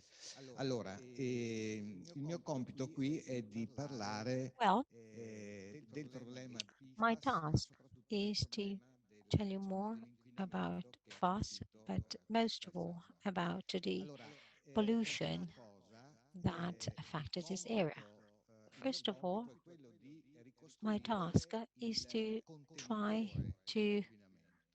Ok? I Quindi la mean, maggior parte io mostrerò questo redefine aspetto. Il contenitore the dell'inquinamento e container of the poi pollution. il So, sogno dell'uomo, cioè quello di poter in and qualche then modo prevedere come si è the evoluto nel tempo wish is questo to fenomeno. Allora, try to dove siamo? foresee the Dove possible siamo? future evolution of this Questa phenomenon. è la But first of all, posizione, let's see questa where we è la are. pneumatica ditta This che is the dovrebbe aver position. progettato This is the il company. This is disastro. where the Questa è la foto company that is aerea supposed to di have tutta worked on that settimanità is della nostra located. This zona, is the questi sono satellite i picture of our Belci, sugli area. Euganei. These Faccio are the osservare questa zona Eugani dove Hills, vedete the Belchi tracciato, Hills, che è and here leggermente più scura, vedete? you see a darker areas. This Questa one. è la zona dell'Agno Buono, This carissima, is compagnia bella, qui c'è so Vicenza. Vicenza. Ora, per capire com'è il contenitore So bisogna capire to come better funziona la understand pianura veneta, the pianura padana, situation, we need eccetera. to Allora, understand dovete how the Po capire Valley che is nella made. zona più So vicina alla in the parte area montuosa, that is noi the troviamo in closest to the sottosuolo un mountains, grosso materasso di we materiali see ghiaiosi, a molto sort of permeabili. Questi mattress materiali made of ghiaiosi hanno la possibilità gravel-like di rimanere a materials that are contatto extremely con la superficie, permeable, nel senso that che they are in se contact with the piove l'acqua si surface. So infiltra e if it scende rains, tranquillamente. so E quindi water questa parte trickles down direttamente in and reach contatto, them. diciamo, con le acque, le So this piogge che part is scendono. directly in contact Nella with zona the invece di media e bassa rainwater, pianura cominciano a rainfall intervenire water. delle zone Then impermeabili, in quindi the questo low crea valley degli areas, we abrasi have sovrapposti che possono water essere resistant indipendenti tra di loro. Quindi una cosa molto layers, so we importante can è have sapere da dove interdependent proviene il campione, perché il groundwaters. campione But può then provenire da that is acquiferi why diversi. we need to understand Quindi, where the prima di sample comes cominciare ogni from, cosa, bisogna because samples can capire come from il different contenitore, groundwaters. da So dove first of viene all, we need to l'acqua, come viene understand the trasportata. container. That's why I talk about container. We need Allora, to understand where the questa water cosa comes qui si from. forma in che So, modo? and how is Essenzialmente, this formed? diciamo, tutta la Well, pianura padana simply, very simply, the whole Po Valley is a sedimentation basin resulting from fluvial sediments. So all the main rivers, when they come to the low valley area, they deposit materials. So they lose energy as they go with the flow, and so the size of the materials, I mean, goes down little by little. So our Po Valley is made of the intersection of these layers of that are gravel-like and that are huge. So the whole Po Valley, that's an image. So this is the entire Po Valley. The left part, ranging from Piemonte down to Friuli region, was simply made by the stratification intersection of these huge fans, because these layers are fan-shaped. So we are exactly here. So we have the Berici Hills, the Ugane Hills, we have the Brenta River deposits in yellow, and then you have here below the alluvial deposits of Adige River just below the Eugane Hills. So, how is our plane made? So, what we are interested in is this part. This is a pattern, of course. This is these are the huge groundwaters that are in the northeast part, and these groundwaters see then the separation between a waterless area and the filled with water area. And then we have the natural springs that form in the plain area, and it is where there is the intersection between the water table and the spring. So these areas are humid ones, are very delicate and vulnerable. So it's very important also from a biodiversity point of view. When we go down, we have the water tables here in blue that are superposed. Sometimes they're very deep, so in other cases they're more superficial, and they are under pressure. So they are under pressure because they have these water-resistant mini clay-made materials that work as buffers. So when I get a sample, we need to know from which water table it comes and also from which depth. So let's see the free water table area where the waterfall area and the buffer area can vary in terms of size. So we have differences in terms of fullness with water. So the water level, in other words, can change also over time. So we have a recharge area, then we have confined aquifers of different kinds according to the level of reconstruction that is made according to available data. Well, according to the information that we have on this area, so the concerned area, here we have the Eugane Hills and the Berici Hills.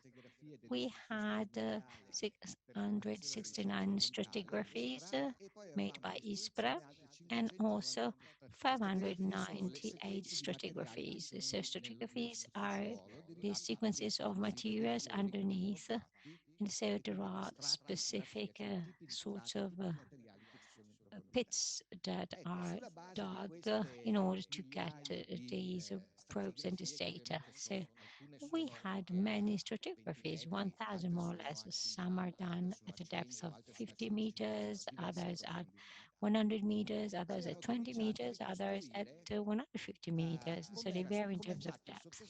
So we tried to trace back the structure of the underneath soil. So we tried to reconstruct the whole area ranging from Vicenza down to San Bonifacio. Here we go down to the south of Este. Here we go from San Bonifacio down to Ospedale Dogane or something like that. And then we have cross sections in order to see the aquifers. So we made serial cross sections to make a 3D reconstruction of the different available structures. So I'll accelerate it a bit. This is Vicenza, and this is the area between the Lessini Mountains, the Lessini Hills, and the Belgi Hills in gray. This is rock, but the other color is the water-resistant materials. And so this area is a free aquifer, means that rainfall can infiltrate and enter in this unique, so standalone and large aquifer. And again, we have still gravel-like materials. We are here, and then here we start cross sections at a lower level. Here you see that we have more sandy-like materials at a depth of 50 to 60 meters from the farming fields level. And these are other aquifers, all of sandy nature. Let's go down more and more. We have a more superficial aquifer. So it's a groundwater water table with no coverage. And then we have another one at 30 meters and another one at 60 meters. Let's go deeper. And we see some cross sections. These start from Trissino and goes down to Ospedaletto. You see that we have a huge water table. This is where water can infiltrate. And here instead, you see, well, this is pretty detailed, so maybe it's not so easy to recognize the aquifers. But basically, you see two aquifers. One is here at about 60 meters, and the other one is more irregular, about 30 meters deep. And then from San Bonifacio to Stanghella, you can see it properly. The second aquifer is at 60 meters, and in brown you see the water-resistant materials. Well, this is the 2D reconstruction. In purple, you see the free part with no coverage, the groundwater part. In blue, you see the beneath, the underneath aquifer, and in orange, the more superficial aquifer. So you see this superposition between the water table and the confined aquifers. So this is the reconstruction that we made of the whole area. Well, how does pollution works? How does pollution work? Because if we consider, so rainfall infiltrating, so groundwater, so if there is any pollutant, so I mean, it is somehow dragged down. So you see, we have rainfall infiltrating, going down to the water table. We have three main mechanisms of dissemination, so diffusion, dispersion, and the advection, that is a sort of dilution, advection, sorry. And this is a famous picture. It can be found also on the internet. And please notice that very special shape. I don't know if you noticed that even beforehand. It's the same shape that you can see from the satellite picture. It's the same shape that we find in the soil map of Veneto region. Well, this means that this is the most superficial part of the pollution that is connected to the deposits. So then we have tried to attack the data supplied with by ARPA, so taken from the ARPA website. And 3,381 samples were analyzed. And we started to make analysis, especially to understand how to,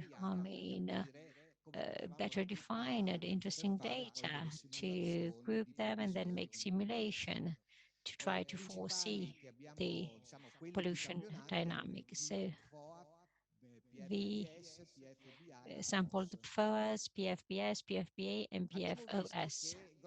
And in particular, we saw that there were no meaningful changes in the concentrations over time.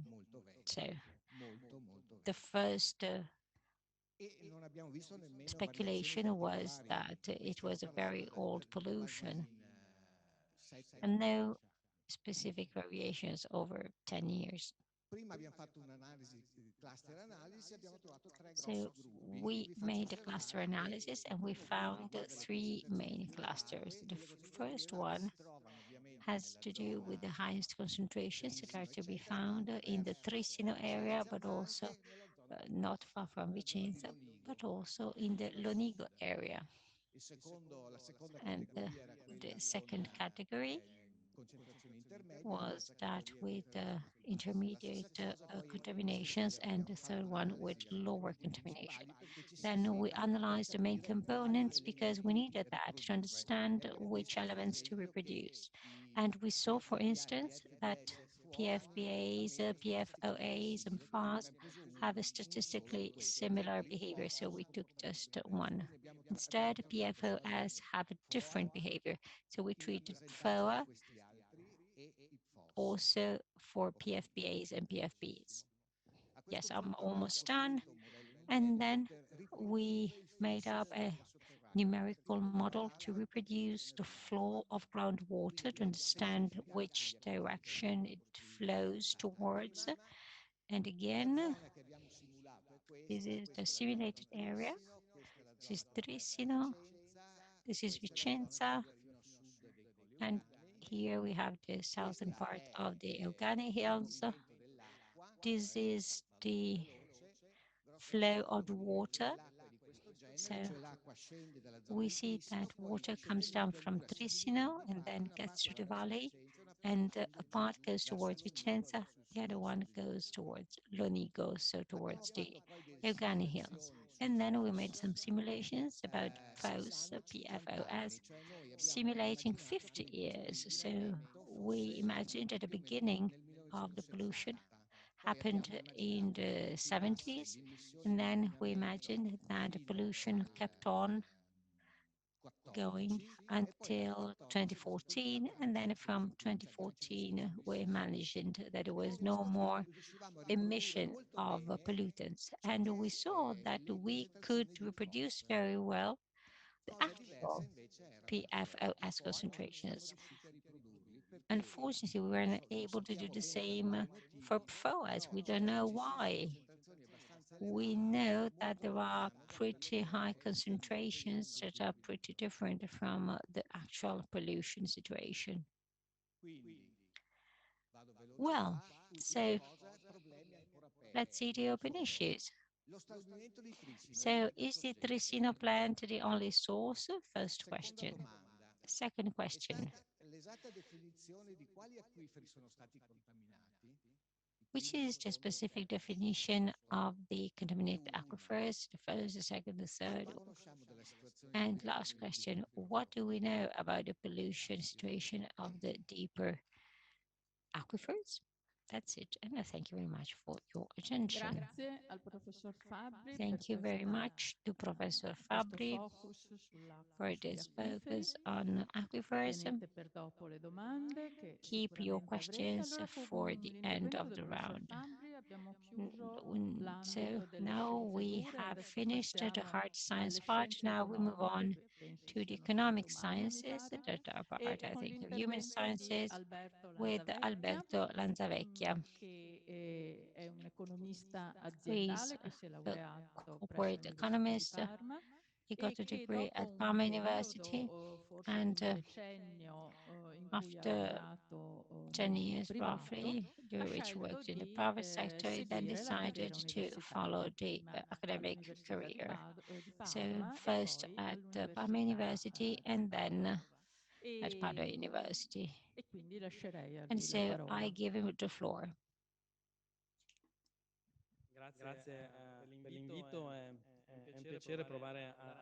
Thank you for inviting me here. It is a pleasure for me to give my own contribution to this type of cross-border event. First of all, I'll try to think over a specific thinking, let's say, starting from the Pfas, and that also extends and expands towards the business issues. I would like to start from the Pfas, the mother, let's say, of all the problems, DuPont. We have just hinted upon that. The quoted company or fabric is one of those many companies that had the license, it had the patent to manufacture. The holding company is DuPont, a company that was established in 1802. It's not a high-tech company, it's not an innovative company, it's not a company that is experimenting weird things. It is a company that is still in business. This is the price of shares for DuPont. After all the things that I will hint upon, the company didn't go bankrupt. I've just checked the most recent net profits. It's $2 billion. So it was not negatively impacted by the story that you all know. These are pro forma. If this is pro forma information, this is Standard and Poor's graphic. As you can see, up to the year 2008, there was no difference between how the economy was going. S&P 500, I'm talking about the S&P 500 companies, and then the history a little bit changes and get different, but the message is this one. But I would say that it is absolutely profitable as a company up to the very last quarter. It keeps on producing profits.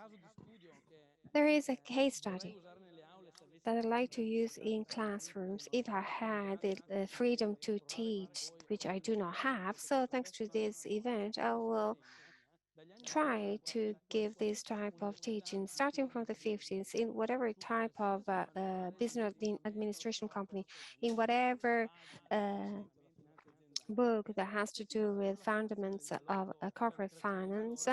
It is based on value generation. That is to say, generating a profits that has to be no higher than zero, but higher than the risk run by the company so as to generate that specific economic activity. So profits must be higher, and they can be higher when the risks are higher.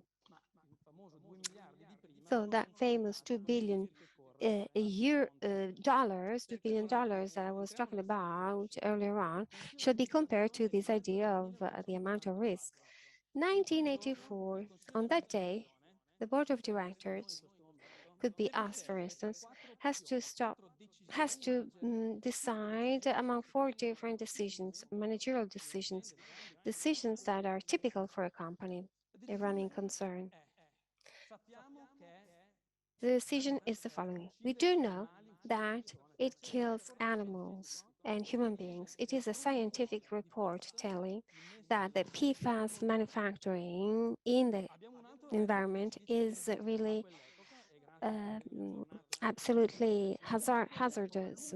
At that time, the only way to treat residues where the manufacturing water was incinerating it. So there is a report saying we have an alternative. We can burn, can incinerate dusts, the evaporation technology we have heard about. In the information that we have, we decide to opt for the second option, that is to say, having an incinerator for dusts, manufacturing dusts, with respect to the manufacturing cycle for PFAS. And then there is another option. Let's curb down damage. As it is a hazardous type of activity, we should try to pollute a little bit less. Fourth option, let's continue using C8. We do nothing. If we consider the benefits today and the costs that we'll have in the future, we'll have to manufacture more as long as we are not discovered, so as to have higher profits. If and when we'll be discovered, we'll pay. But in finance, they teach you that having a euro today or in 100 years is not the same euros. You need to carry out actualization procedures. It is the idea of the financial value of time. Obviously, this holds true in financial terms. If you earn 1 euro today or a euro in 100 years, it's not the same value, obviously. So, the board of directors was rightly thinking about this type of scenario. What is a value that, what is the way to maximize a value of a company? There is always the same logic, so is to say, the same logic taught throughout the years in whatever business school. You need to find a balanced solution between costs and benefits and risk. So benefits have to be much more vis-a-vis risks, and then you decide. There is very interesting work which is the base for this simulation. It is a paper by my colleague Luigi Zingales and his colleague Piran, published in the National Publication of Economic Research. So it is a document that takes into consideration in the year 2017 a class action through which DuPont decides to pay 670 billion so to stop the situation. So anybody shall stop claiming for damage. Considering this amount in the year 2070, you have to add 10 more million US dollars for individual cases. Those who had fertility problems, those who had problems in terms of cattle, let's imagine we get to more than 800 million. If we do an actualization exercise, we get to a certain amount. So that board of directors, which had to decide if and when they will discover us, will pay a certain amount. So the doubt is the possibility of being discovered and how much we'll have to pay once discovered in terms of damages. So what is the price of a specific stock price of considering a company that sooner or later will go bankrupt, and how much we'll have to and we will lose on that specific date? On that day, the board of directors decided to go on, and they said, let's go on even more to manufacture this type of product, because in the situation costs benefits, cost benefits are today, so we need to maximize this type of benefits. And this is a typical mindset that companies have, companies having a profit as target, maximization of profit more specifically, and which have this separation between those who earned money in the year 1984 and those who paid for the costs. It's not just in terms of a company or better society, but also shareholders in 1984, they supported this type of decision. Maybe they're not the same shareholders that in the year 2017 had to pay 680 million US dollars. So maybe one might think that it's only an issue of large multinational companies, American ones, where there is a separation between manager and shareholders. Conversely, if you're talking about family companies working for the grandchildren, with companies which are not obsessed by stock prices, maybe the situation is different. But in the end, this is also the conclusion by Zingales, who suspects he suspects that it is much more diffuse than what we believe it is, this type of behavior, which is absolutely irrational. It is not due to not being farsighted. It is based on some specific formulas. I'd like to review very rapidly. And I'd like to consider another situation, our specific Italian situation, the Veneto region, young companies. No, we're not talking about an old company that was set up in 1802, family-run companies. So I try to explore now a different type of area. We need to go on to maximize profits as long as you're not discovered, because then at that point you will have to pay a certain amount of money. Let's consider, I stay in the Veneto region because otherwise I will not be able to stop.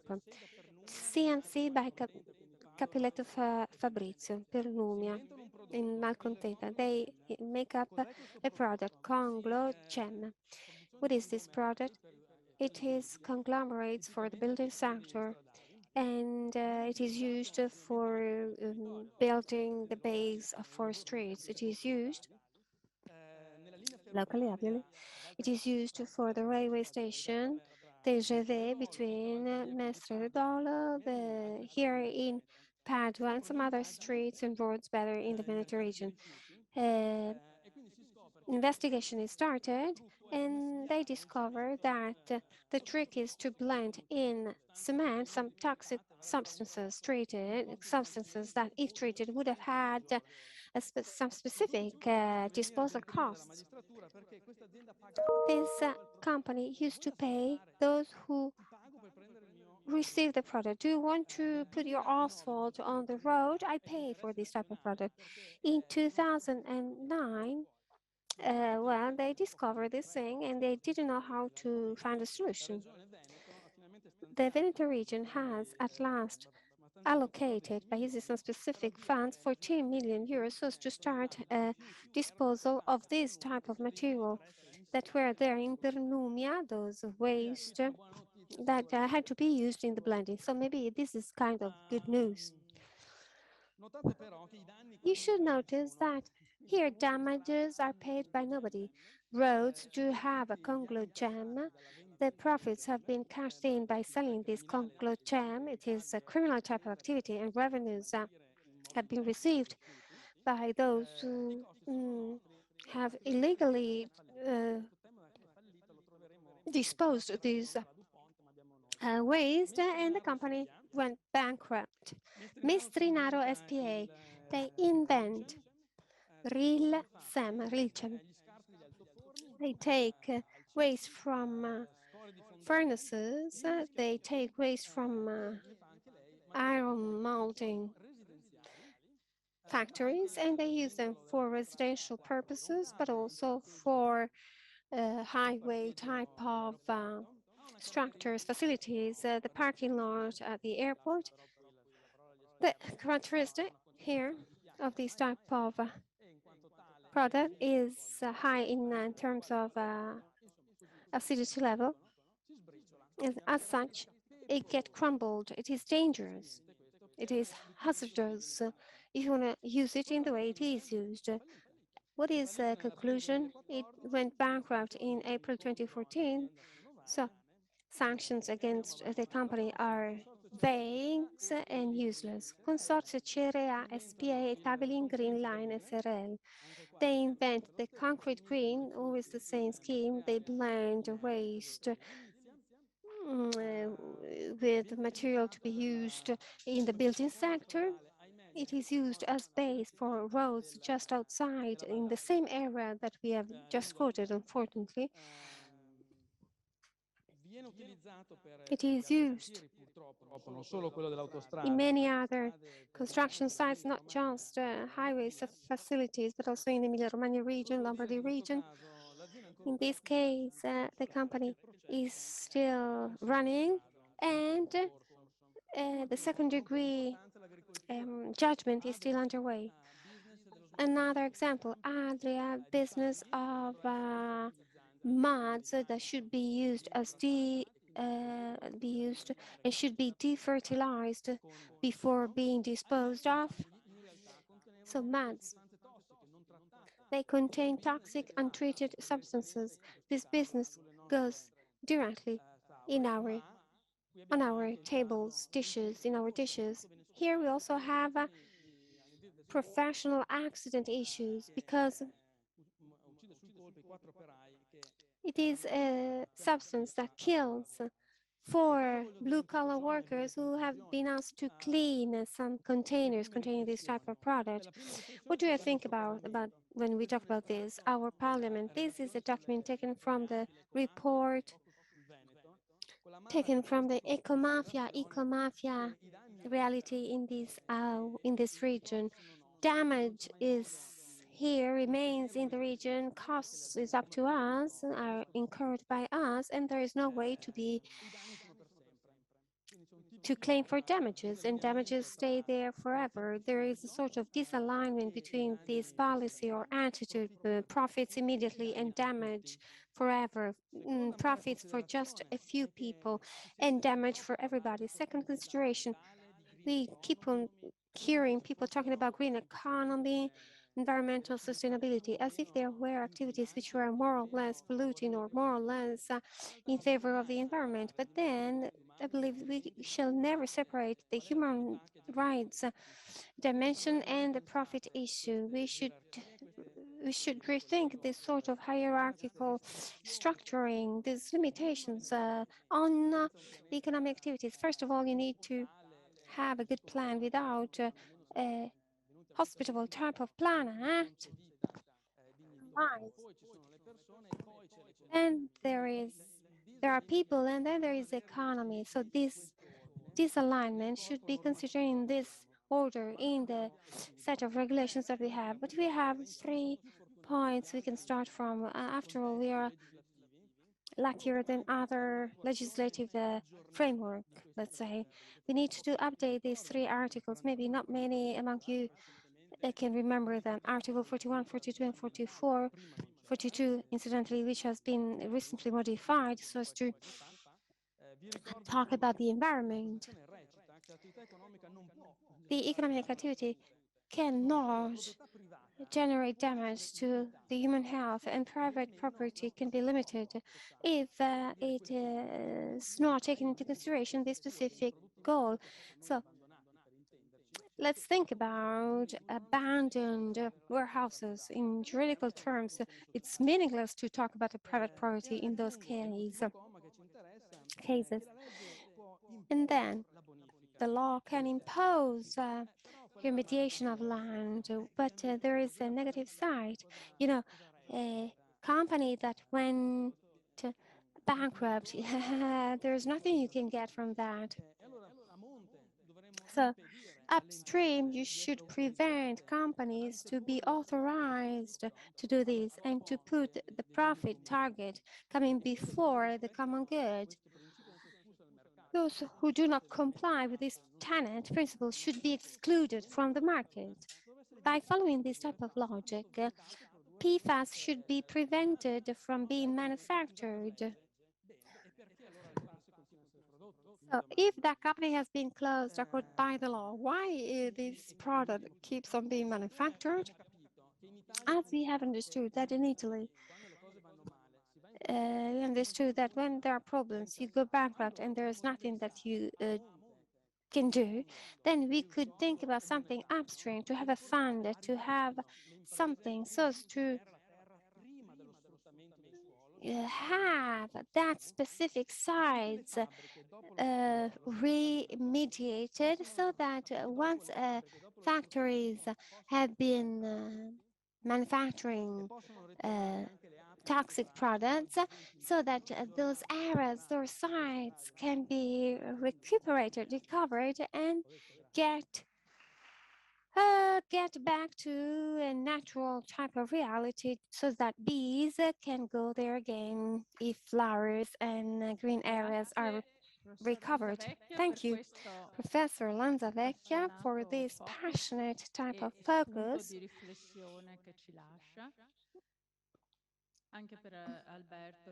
Also, as to Alberto Lanzavecchia, questions can be postponed toward the end of this work, and we can have other contributions.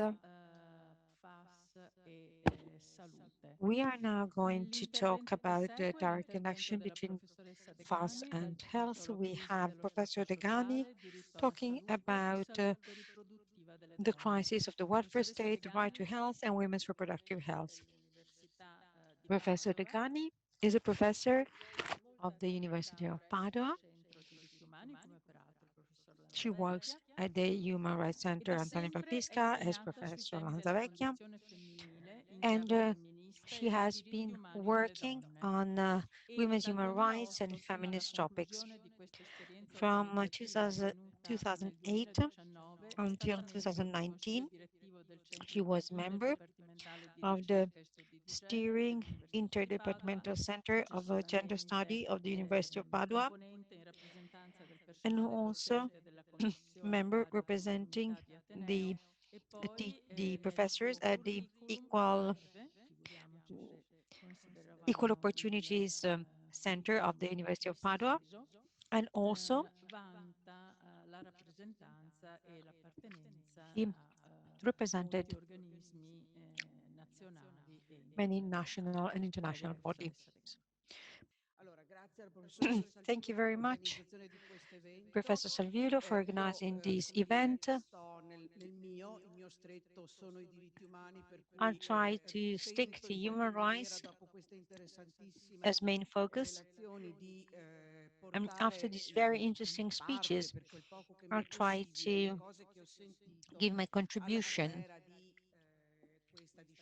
and try to tackle the debated issue from a human rights vantage point. So we're talking about human rights, and so they are strictly related also to existing laws and regulations. So I'm trying to refer to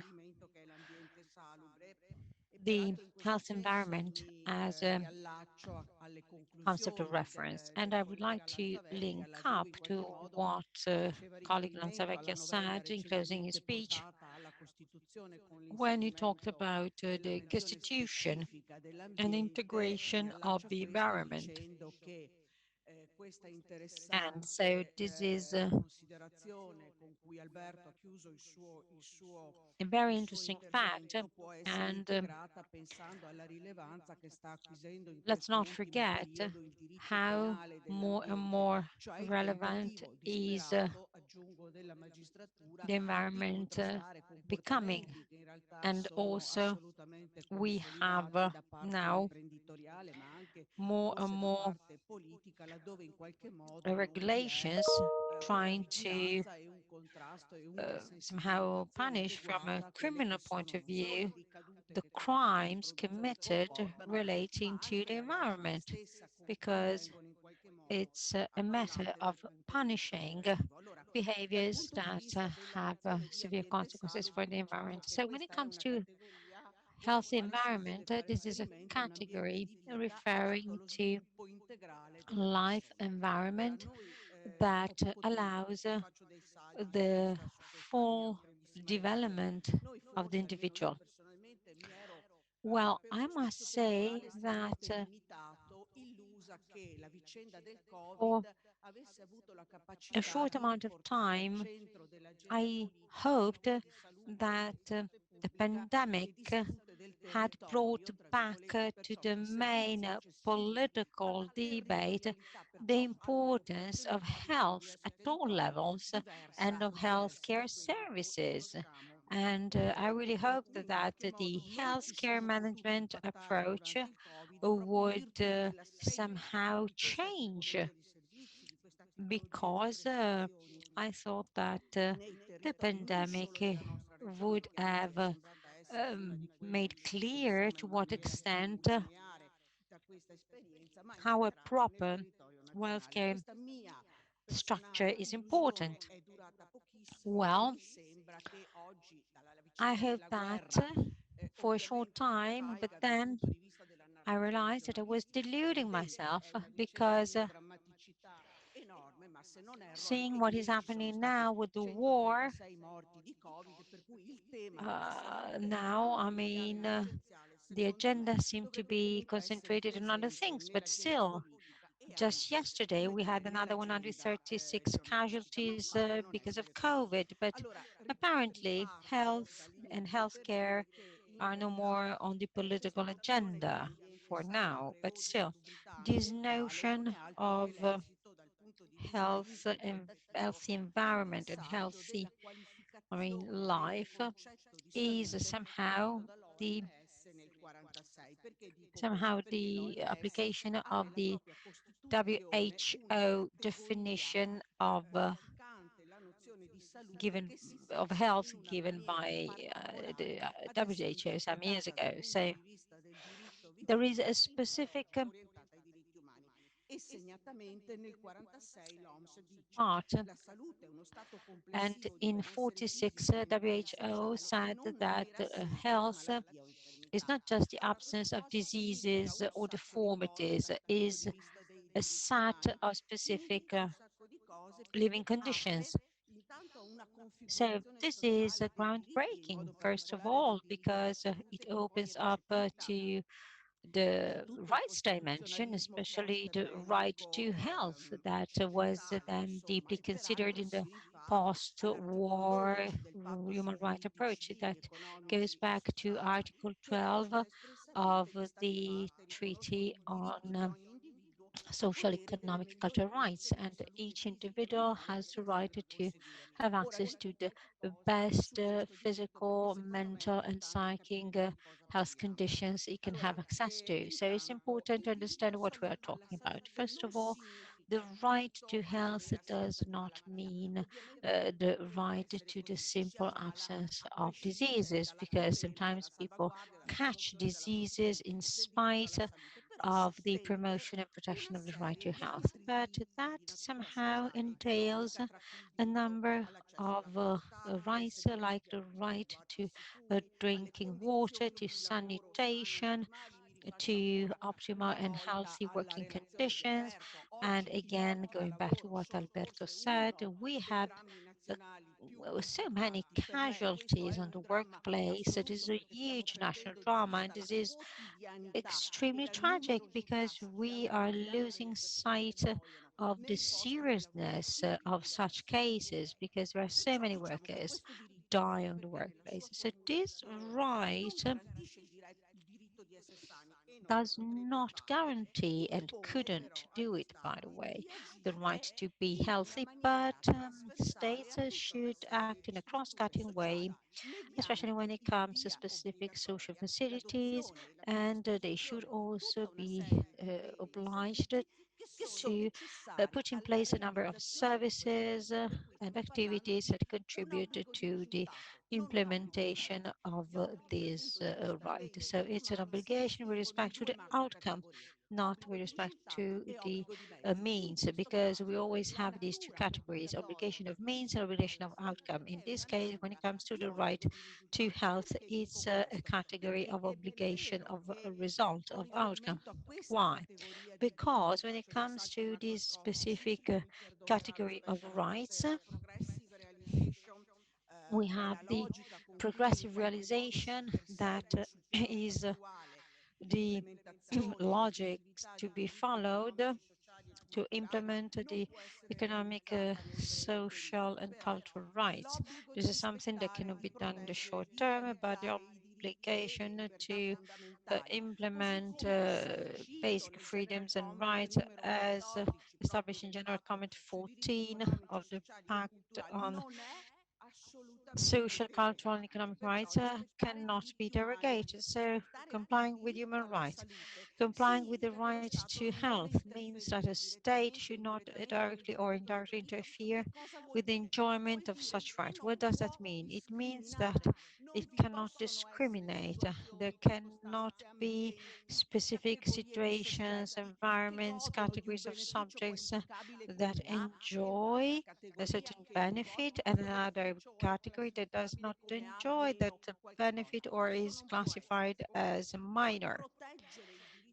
This can't be. Secondly, protecting the right to life requires a positive action. It's a positive obligation for the state. What does that mean? So there is an obligation to do, to act. So the state has a positive obligation with respect not just to their citizenship, but also to all the people physically being present on the territory of that country at a given time, because the right to health cannot be derogated.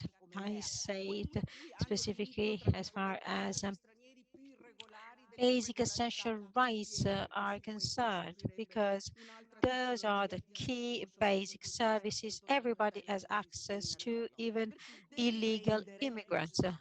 So the state has to take measures in order to avoid that third parties can compromise the implementation of these rights. And so this is where Pfas come into play, because we have this third party, because in this sense, we can ask ourselves if the state as abstract entity, and the more generally speaking, all bodies that should carry out surveillance activities have really adopted enough measures in order to avoid that third parties compromise the implementation and enjoyment of this right. Then the state is also obligated to implement human rights by adopting measures and dispositions of administrative nature, of regulatory nature, but also of economic nature. So it has to make available what is needed to maximize the right to health. And here we have a big problem, because it is true on the one hand that with respect to these, compulsive nature of the activities through the state, we have four principles: accessibility of healthcare structures, and the quality of the services, the quality of the goods, and so on and so forth. But still, with reference to this kind of issue, we need to consider that the Social, Culture and Economic Committee of the WHO decided to consider a specific perimeter that is also binding. The state has to guarantee the best possible condition for health. What does this mean? Which are these best health conditions, the best possible health conditions? How can we measure them? How can we define them? How can we see if a state, complies with this or not in terms of resources? And how can we somehow justify the not enough allocation of money to guarantee the reaching of such a standard? In this sense, and this has been underscored by many governmental and non-governmental entities, competent organizations and bodies lack a more rigorous and appropriate definition of this right, so somehow better defining the level of liability of states. So all that links up with our national, legal situation. We have Article 32 of the Constitution, and most of all, more recently, we had the Court of Cassation of 1973 that issued a ruling stating that the right to health is a subjective right. It means that it is a primary and priority right for each human being. In saying so, it considered also the community side of such right, and so trying to reconcile the two, it insisted on the principle of the dignity of individuals. So, and this refers to articles 30 to Article 32. I want to dwell on healthcare systems and their structure, and especially the fact that the level of investing in public health is unsuitable. But the state has been gradually dismantling the welfare state, and that matches somehow a specific approach Over the years, we saw a gradual divestment of the practice sector in the public health care sector. In 2018, Italy invested 8.8% of its GDP. This is in line with the OECD countries that invested more, even less. So we always complain about Italy, but actually out of Italy, it's even worse when it comes to the right to health, because the other OECD countries invest 6.6, so a much lower rate considering the GDP of the concerned countries. Well, what does this mean? It means that considering this parameter, the EU considered Italy as a country complying with the several standards when it comes to effectiveness, when it comes to the ability to avoid foreseeable casualties, but actually I have some doubts about that personally.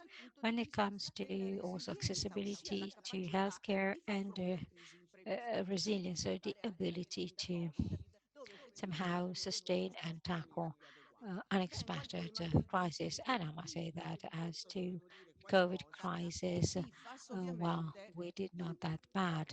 And okay, I will talk now about the reproductive right to health of women, because Pfas have a dreadful impact on female reproductivity and more than on male reproductivity. I'm not a technician, but the University of Padova made several studies on that, and these studies have been made by medicine colleagues who proved that Pfas are enemies of fertility and virility of men. But well, that is maybe the least of evils. So they're extremely dangerous for women instead, because they interfere a lot with the progesterone function, that is the female hormone regulating the uterus function. And because of this, we can have reproductive diseases that are pretty serious. It's not just a matter of sterility, it's a matter of developing endometriosis, miscarriages, premature children, and newborn preterm babies. So beyond male sterility, that is a problem. And on this, there is a beautiful novel by The Handmaid's Tale by Margaret Atwood, telling the story of a society of sterile males and few reproductive women, and how this society stratifies and organizes itself on the basis of these features, on this feature of human uh, reproductivity. So, on top of that, I want to say that fast also change fertility in male on testosterone, but also it alters the functioning of the urogenital apparatus. And so this also poses a problem, because then we have an impact on male, but just let's say that male cannot, transmit and hand over to newborns this kind of pathologies. But a problem that has been detected is the increase also of abortion rates. And so the preeclampsia cases also increased. Preeclampsia, so can put at risk the life of the baby and of the mother to be, because it reaches to a very high blood pressure that is not controllable through drugs. And also the quantity of proteins in urines is dangerous for the fetus. So considering all that, reproductive human rights and sensitivity of women and commitment of women of these topics are extremely important. And I think that environmentalist movements when it comes also to other debates having to do to environmental sensitivity topics, and we should also integrate, say, the issue of fertility for women. So we really need to be attentive. And on June 24th, 2021, the European Parliament voted a very, very important resolution to shed light finally on the political approach that should be applied to women's reproductive rights, also when it comes to therapeutic abortions, because that was the dealt with topic. And I want to say that by remembering that today the women raped in Ukraine cannot have an abortion in Poland. And yesterday, the Luca Coscioni Association published data about this on Italy, and they are scary because when it has to do with self-determination, with bodies, the quality of life, I think that there are always a lot of tensions and conflictual issues today. The concept of health also includes the access to this kind of services beyond the need to preserve human life in a certain way. Thank you very much, Professor Degani, for your contribution.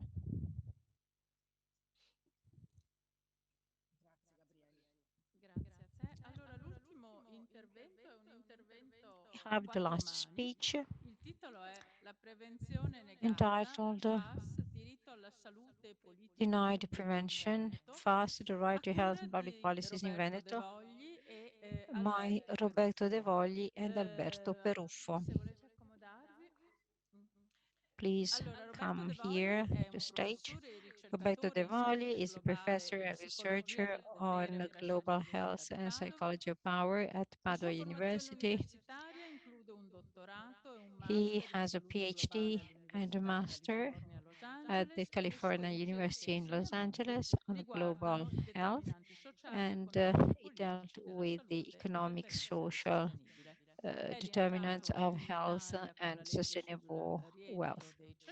And he came back to Italy thanks to a specific piece of legislation on the brain comeback, and before that was working at California Davis University and Michigan University. As far as Alberto Peruffo is concerned, well, we didn't know each other personally before this day. He defined himself as a cultural director, author, and activist. He is a founder of the Ecological Political Laboratory of Vicenza, and is the frontline activist when it comes to environmental and social justice in local territories in the areas he lives in, so the central part of Veneto. So the floor is yours. Thank you. Thank you very much, first of all, for organizing this event. And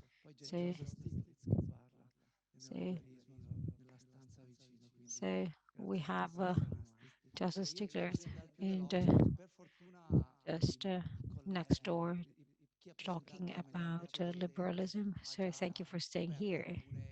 So I'll skip some parts because they already been covered. So the effects of fast and health. So why denied prevention? Why, if we use this term, what do we mean by that? The third topic is the role of institutions in protecting public health, and the last issue is what to do. We know that there's a lot of scientific evidence of the effects of fast on health, and it has a deep impact on human fertility. Some tumors, some cancers are related to fast, and also it increases hypercholesterol and other diseases. And in particular, we have very vulnerable populations. We heard about fertility, but not just that. C'è ampia evidenza scientifica che mostra che questi lavoratori Workers directly exposed to Pfas, and those have a higher mortality rate because of several cancer types.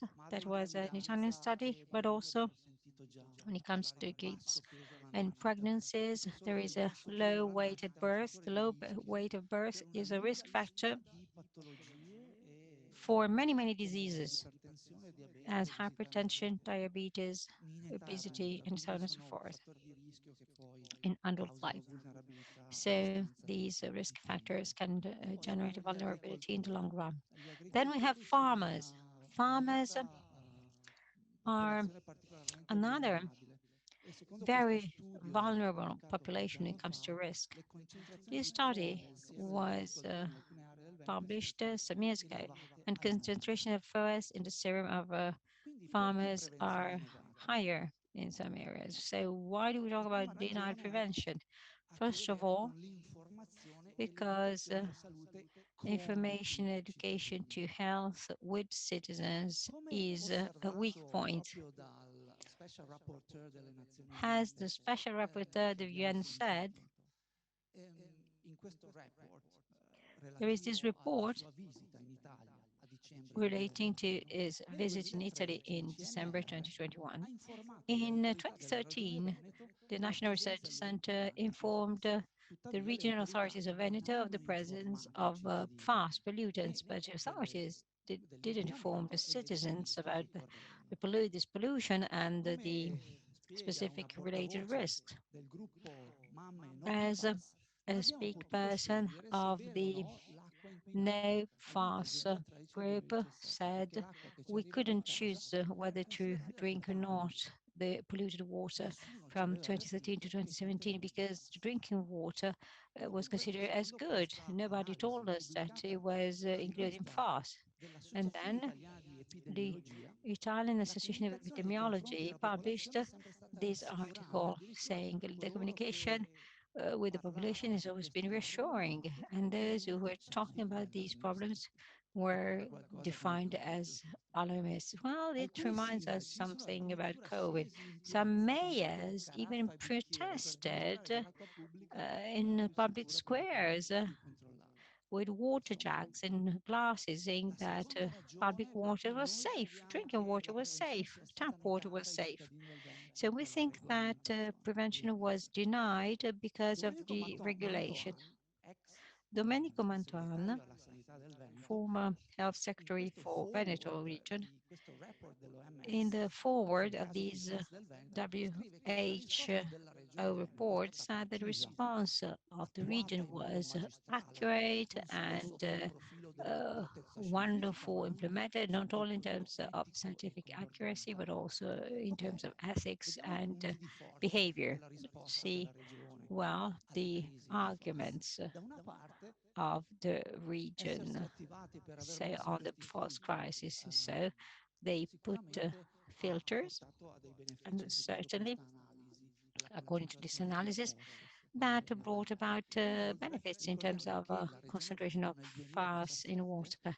In 2017, the Veneto region really imposed new limitations to these substances,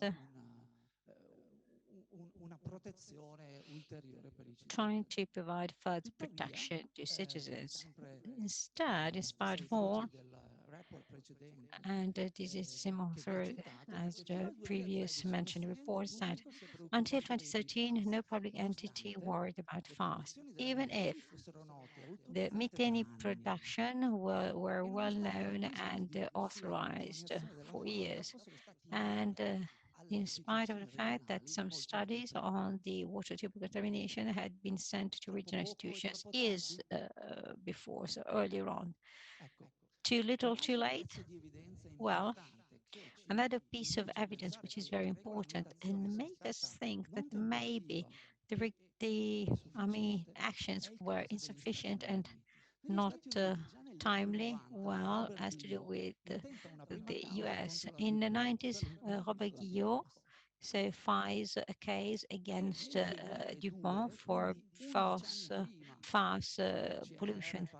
So 11 years before the activation of filters in Italy, so the Environmental Protection Agency, one of the most important scientific agencies in the world, declared Pfas as a threat to health.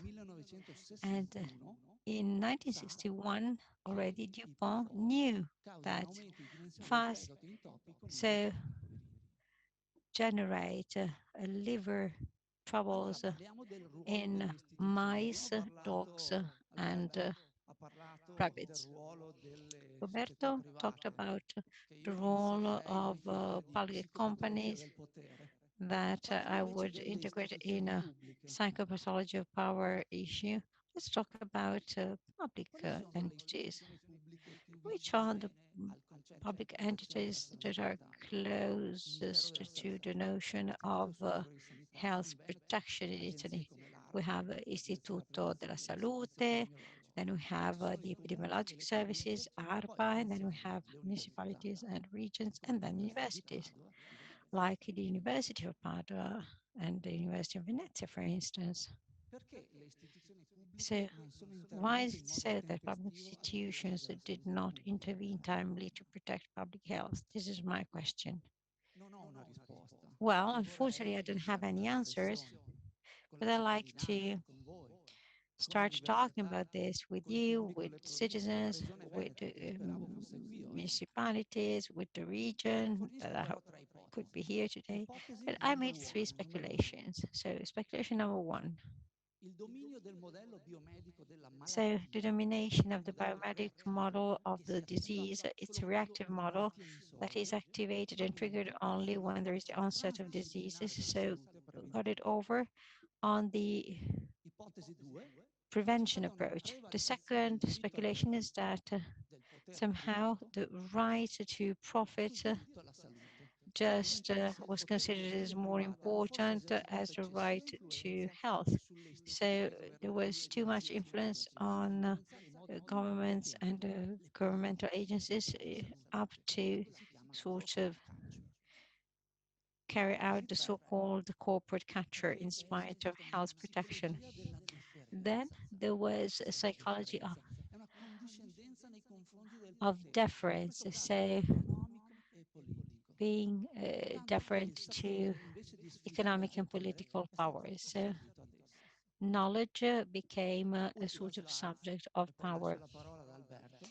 And this is the last slide, and then I give the floor to Alberto. So the citizens of Veneto, I mean, was involved on an experiment on the noxious consequences of fast without any consent. So nothing on us without us. So public health needs to be made with the local communities and with the public. So public institutions, universities, the regions, the community, the communes, the municipalities need to act in order to have community participation every time we deal with the public health issue. I'm very happy to have Alberto Peruffo here with me. He has been fighting, allow me to say, for years in order to make health protection and, for instance, the Pfas issue is not ignored. I give him the floor.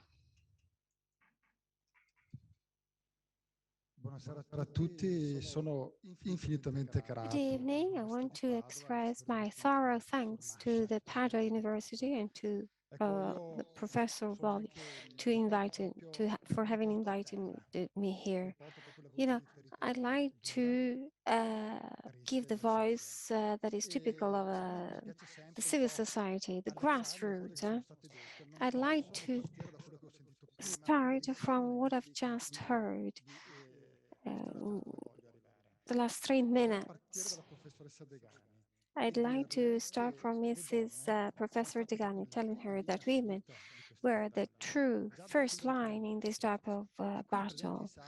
And here in this room, we have an extraordinary woman, one of the extraordinary women who is a coordinator of a Progetto Scuola. So women are our first line and front line. Then another suggestion by Professor Gabriele. When you talked about PFAS, you talked about manufacturing sites, correctly, Miteni, DuPont. There are not so many as Alberto quoted, just 4 to 5, the large ones in the Western world, but in the Eastern world, there are a little bit more, just as you said, waste disposal, landfills. But there is another big piece that is missing in this full picture. As we're talking about human rights, I'm also talking about some other battles that we are fought. We should also talk about military bases. You should know that the largest polluter of PFAS after manufacturing sites are military bases. It's not just me saying that. There is a research from the Harvard University dating back to 10 years ago that studied the problem. It is such a big problem that it hit the US Congress, and it was part of the Biden campaign. So it is an extremely important issue here, the issue of military bases, also because in Vicenza we have one.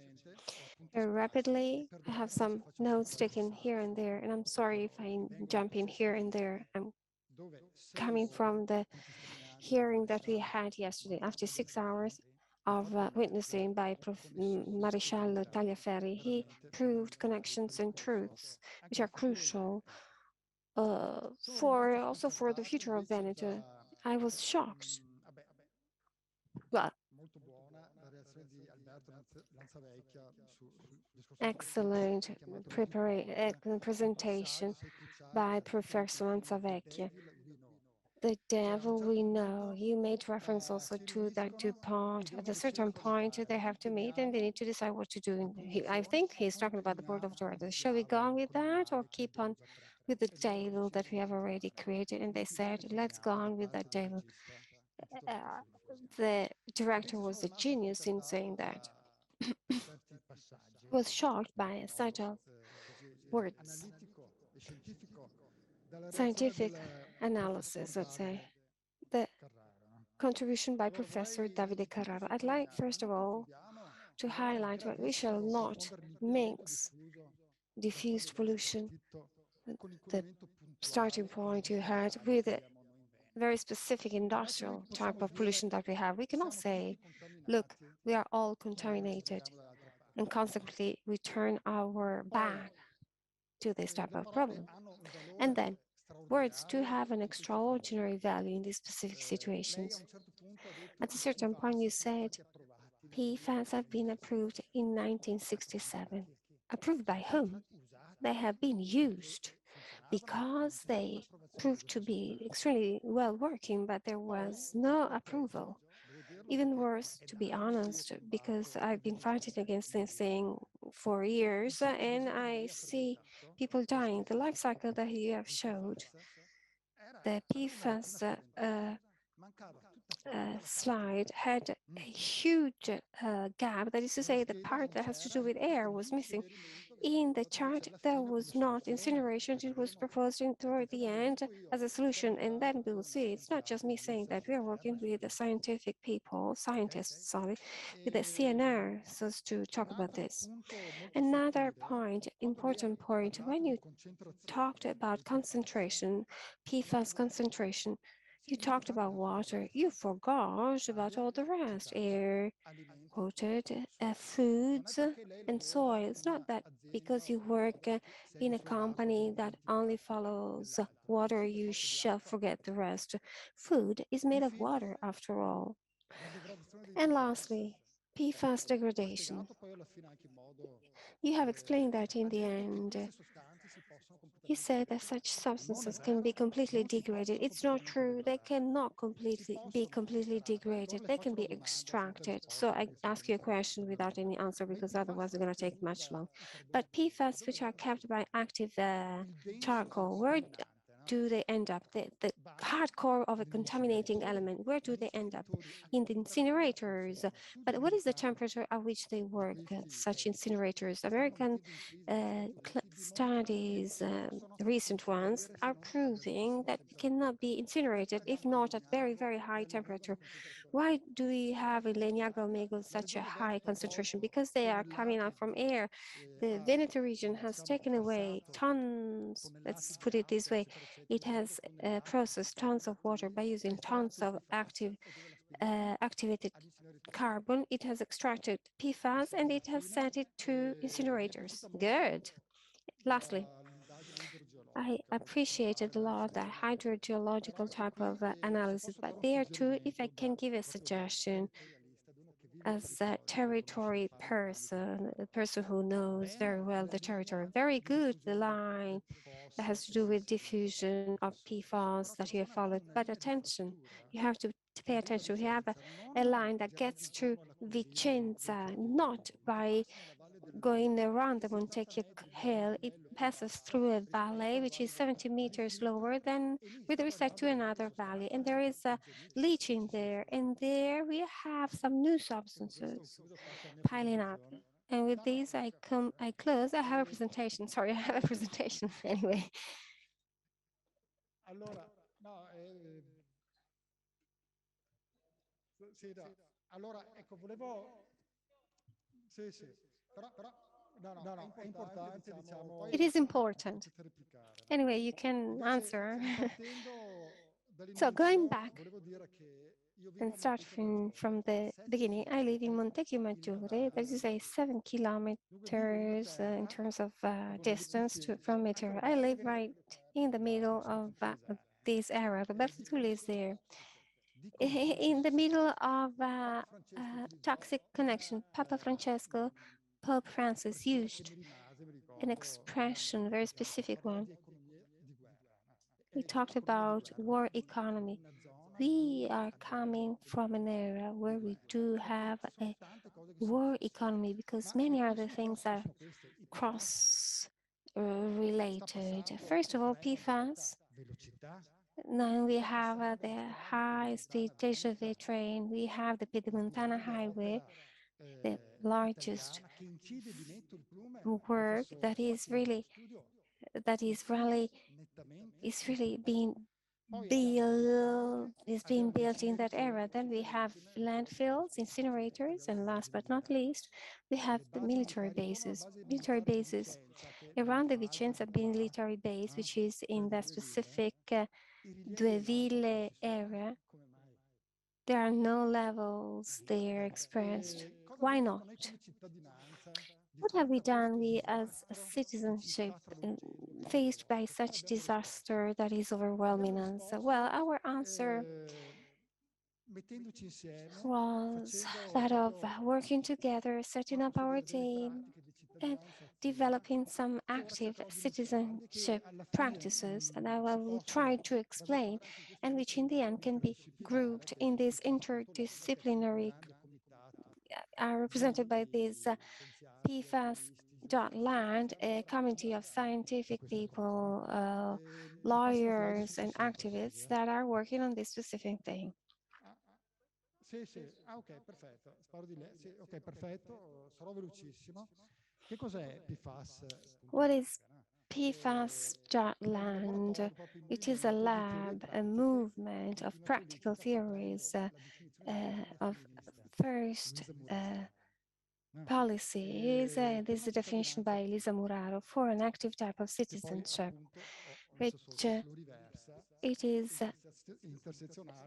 a reality that is cross-border, let's say, because we have hints from multiple associations coming from different fields.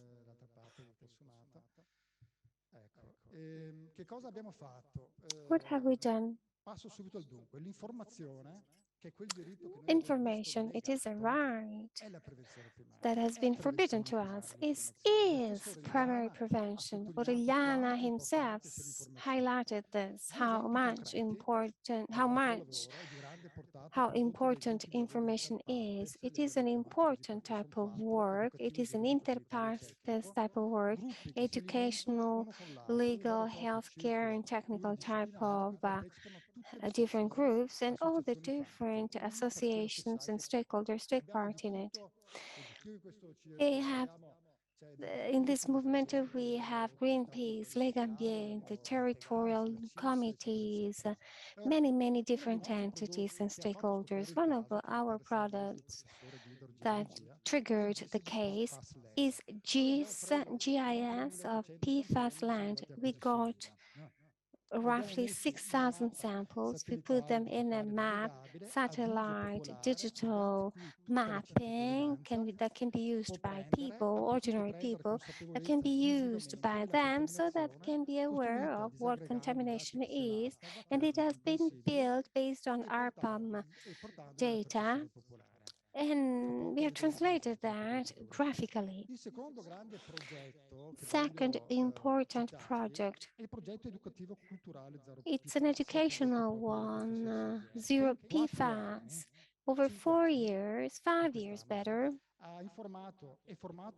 it has trained all the different schooling levels in 4 different provinces, 5,955 students, 24 schools, 25 schools, meeting 740 parents, replacing institutions with, here you can see 2 images, and here they're taken from our website. You see the GIS website with all the data visually evident. You can have the different sampling on each individual dot. You can visit our website. This has been extremely useful because all farmers and other people living in the area could immediately see and check what happened in their territory, so as to know what is the type of water that they use. It's difficult to find PFAS in deep water. You cannot filter with what we usually have because the cost would be very, very high. The second image is the one about education, so collaboration with schools. 3 inspiring tenets or principles having to do with civil fight against PFAS. Here we have our enemies, let's put it this way. In brackets, obviously. First of all, practical geography, that is to say, practical knowledge of the territories where we live. It is something that has to be based on true experience of the territory, hills, lands, plains, all things that are unknown by our politicians. Second principle or tenets, for each action, you must have 10 different reactions. That is to say, whenever you have an arrogant action, malinformation, fake news, need to have a sort of reaction that has to be multiplied by 10, made up of different elements, unpacked ones, and cross-border ones, cross-functional. So if somebody does not provide information about a fact, we have to inform by 10 times more. If there is no information, we shall claim and communicate the actual reality by resorting to scientific people. Third tenet or principle, critical culture, that is to say, no subordination or subduing against the powers forced by interests which are not the one of the community. We need to recognize and be aware of practical authorities, useful authorities, but we should do without fake authorities based on sectorial premises or antisocial tenets. Lastly, here, we could also use better words, or we could say that practical geography could be called experience territoriality. That is to say, anything can be served, navigated, used, crossed, we do it every day. And this gave us the extra power vis-a-vis those who wanted to hide and conceal data and facts. Then the second point, intersectional unforeseeability, and nothing can be blocked against creativity. We have also always been giving creativity, provided creativity, because these principles are rigorous, strict, and non-violent. Lastly, critical culture. Metadisciplinarity. We have set up a cognitive type of head or brain, and it is exactly what we are experiencing right now. How many research works have been developed starting from Padua? This is something that really has reached courtrooms. Another point, I'm talking about Alberto. Miteni has gone bankrupt, but multinationals did not go bankrupt. We have asked to have cases, litigations against multinationals, and we have proved that they were aware of that. And after that, that is actually fraud. So it is a criminal type of investigation afterwards, and judgment, obviously. This is my idea, an idea that I taken from another report by Professor Dario Zampier about sacrifice zone. We have looked around ourselves and we have realized that we have something else with respect to these sacrifice zones.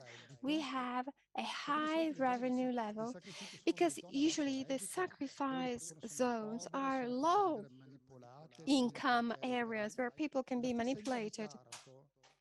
Same Taranto, Ilva, the sacrifice zone has been studied. We have a sacrifice zone in area where the income is high or even very high. And this is something that proves the link between the different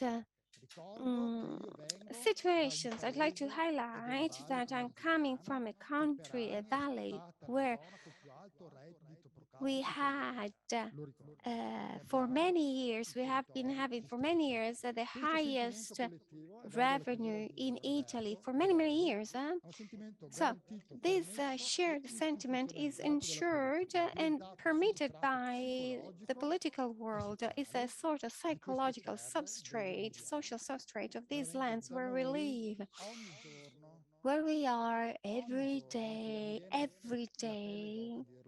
you know, we hear about people who get sick and die of cancer, and in the end, overwhelmed by civil silence.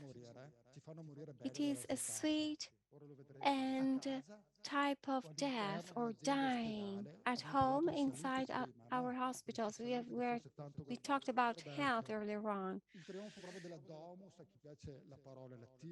The triumph of Dominus of the that is to say, the evil Dominus, and we end up with this last slide where you see it is a picture taken from my small village, and there is a huge hospital that they're about to build.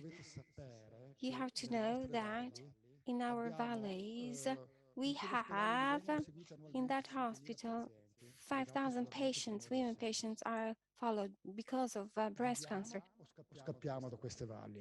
We live in this area. We have decided to stay there and to fight for our children.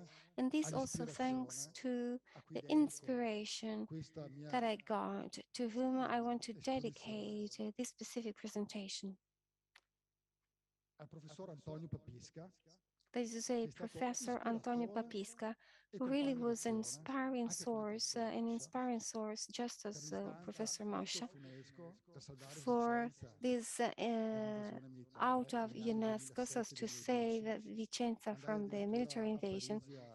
I went to Paris to fight the UNESCO presidencies. And for another action that he asked me, I can remember maybe Professor Masha, one of the best moments in my life when I decided to go to you, to visit you together with Papisca, because we wanted to think about the UNESCO conference for Vicenza. And I was a bit worried about another problem. They were infringing the rights in Tibet, and I had that specific idea that I was thinking about. And Professor Papisca, as he knew that I was also a climber, that I had been in Tibet, he said to me, Alberto, but some ideas for the Dalai Lama. Don't you have any idea better? After the things that he had done for Vicenza and so on. And I said to him, that's something that I was thinking, but never shared with anybody else. I was thinking that maybe we could have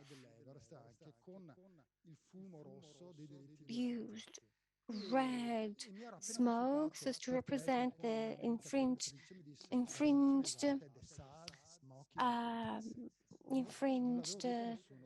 rights.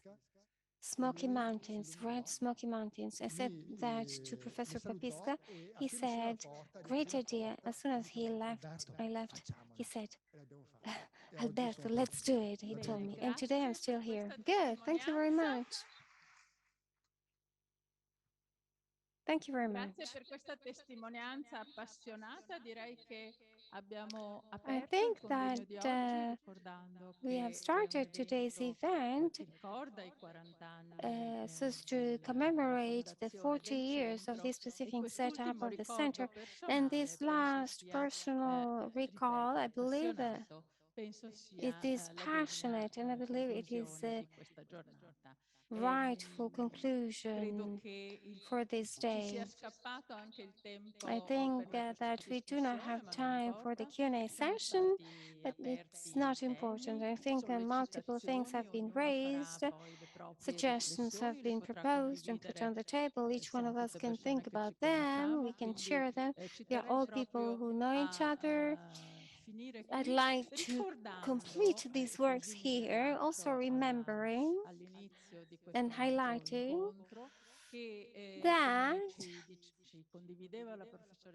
as Miss Professor Fedeli was saying, yesterday we had the opening of the university year.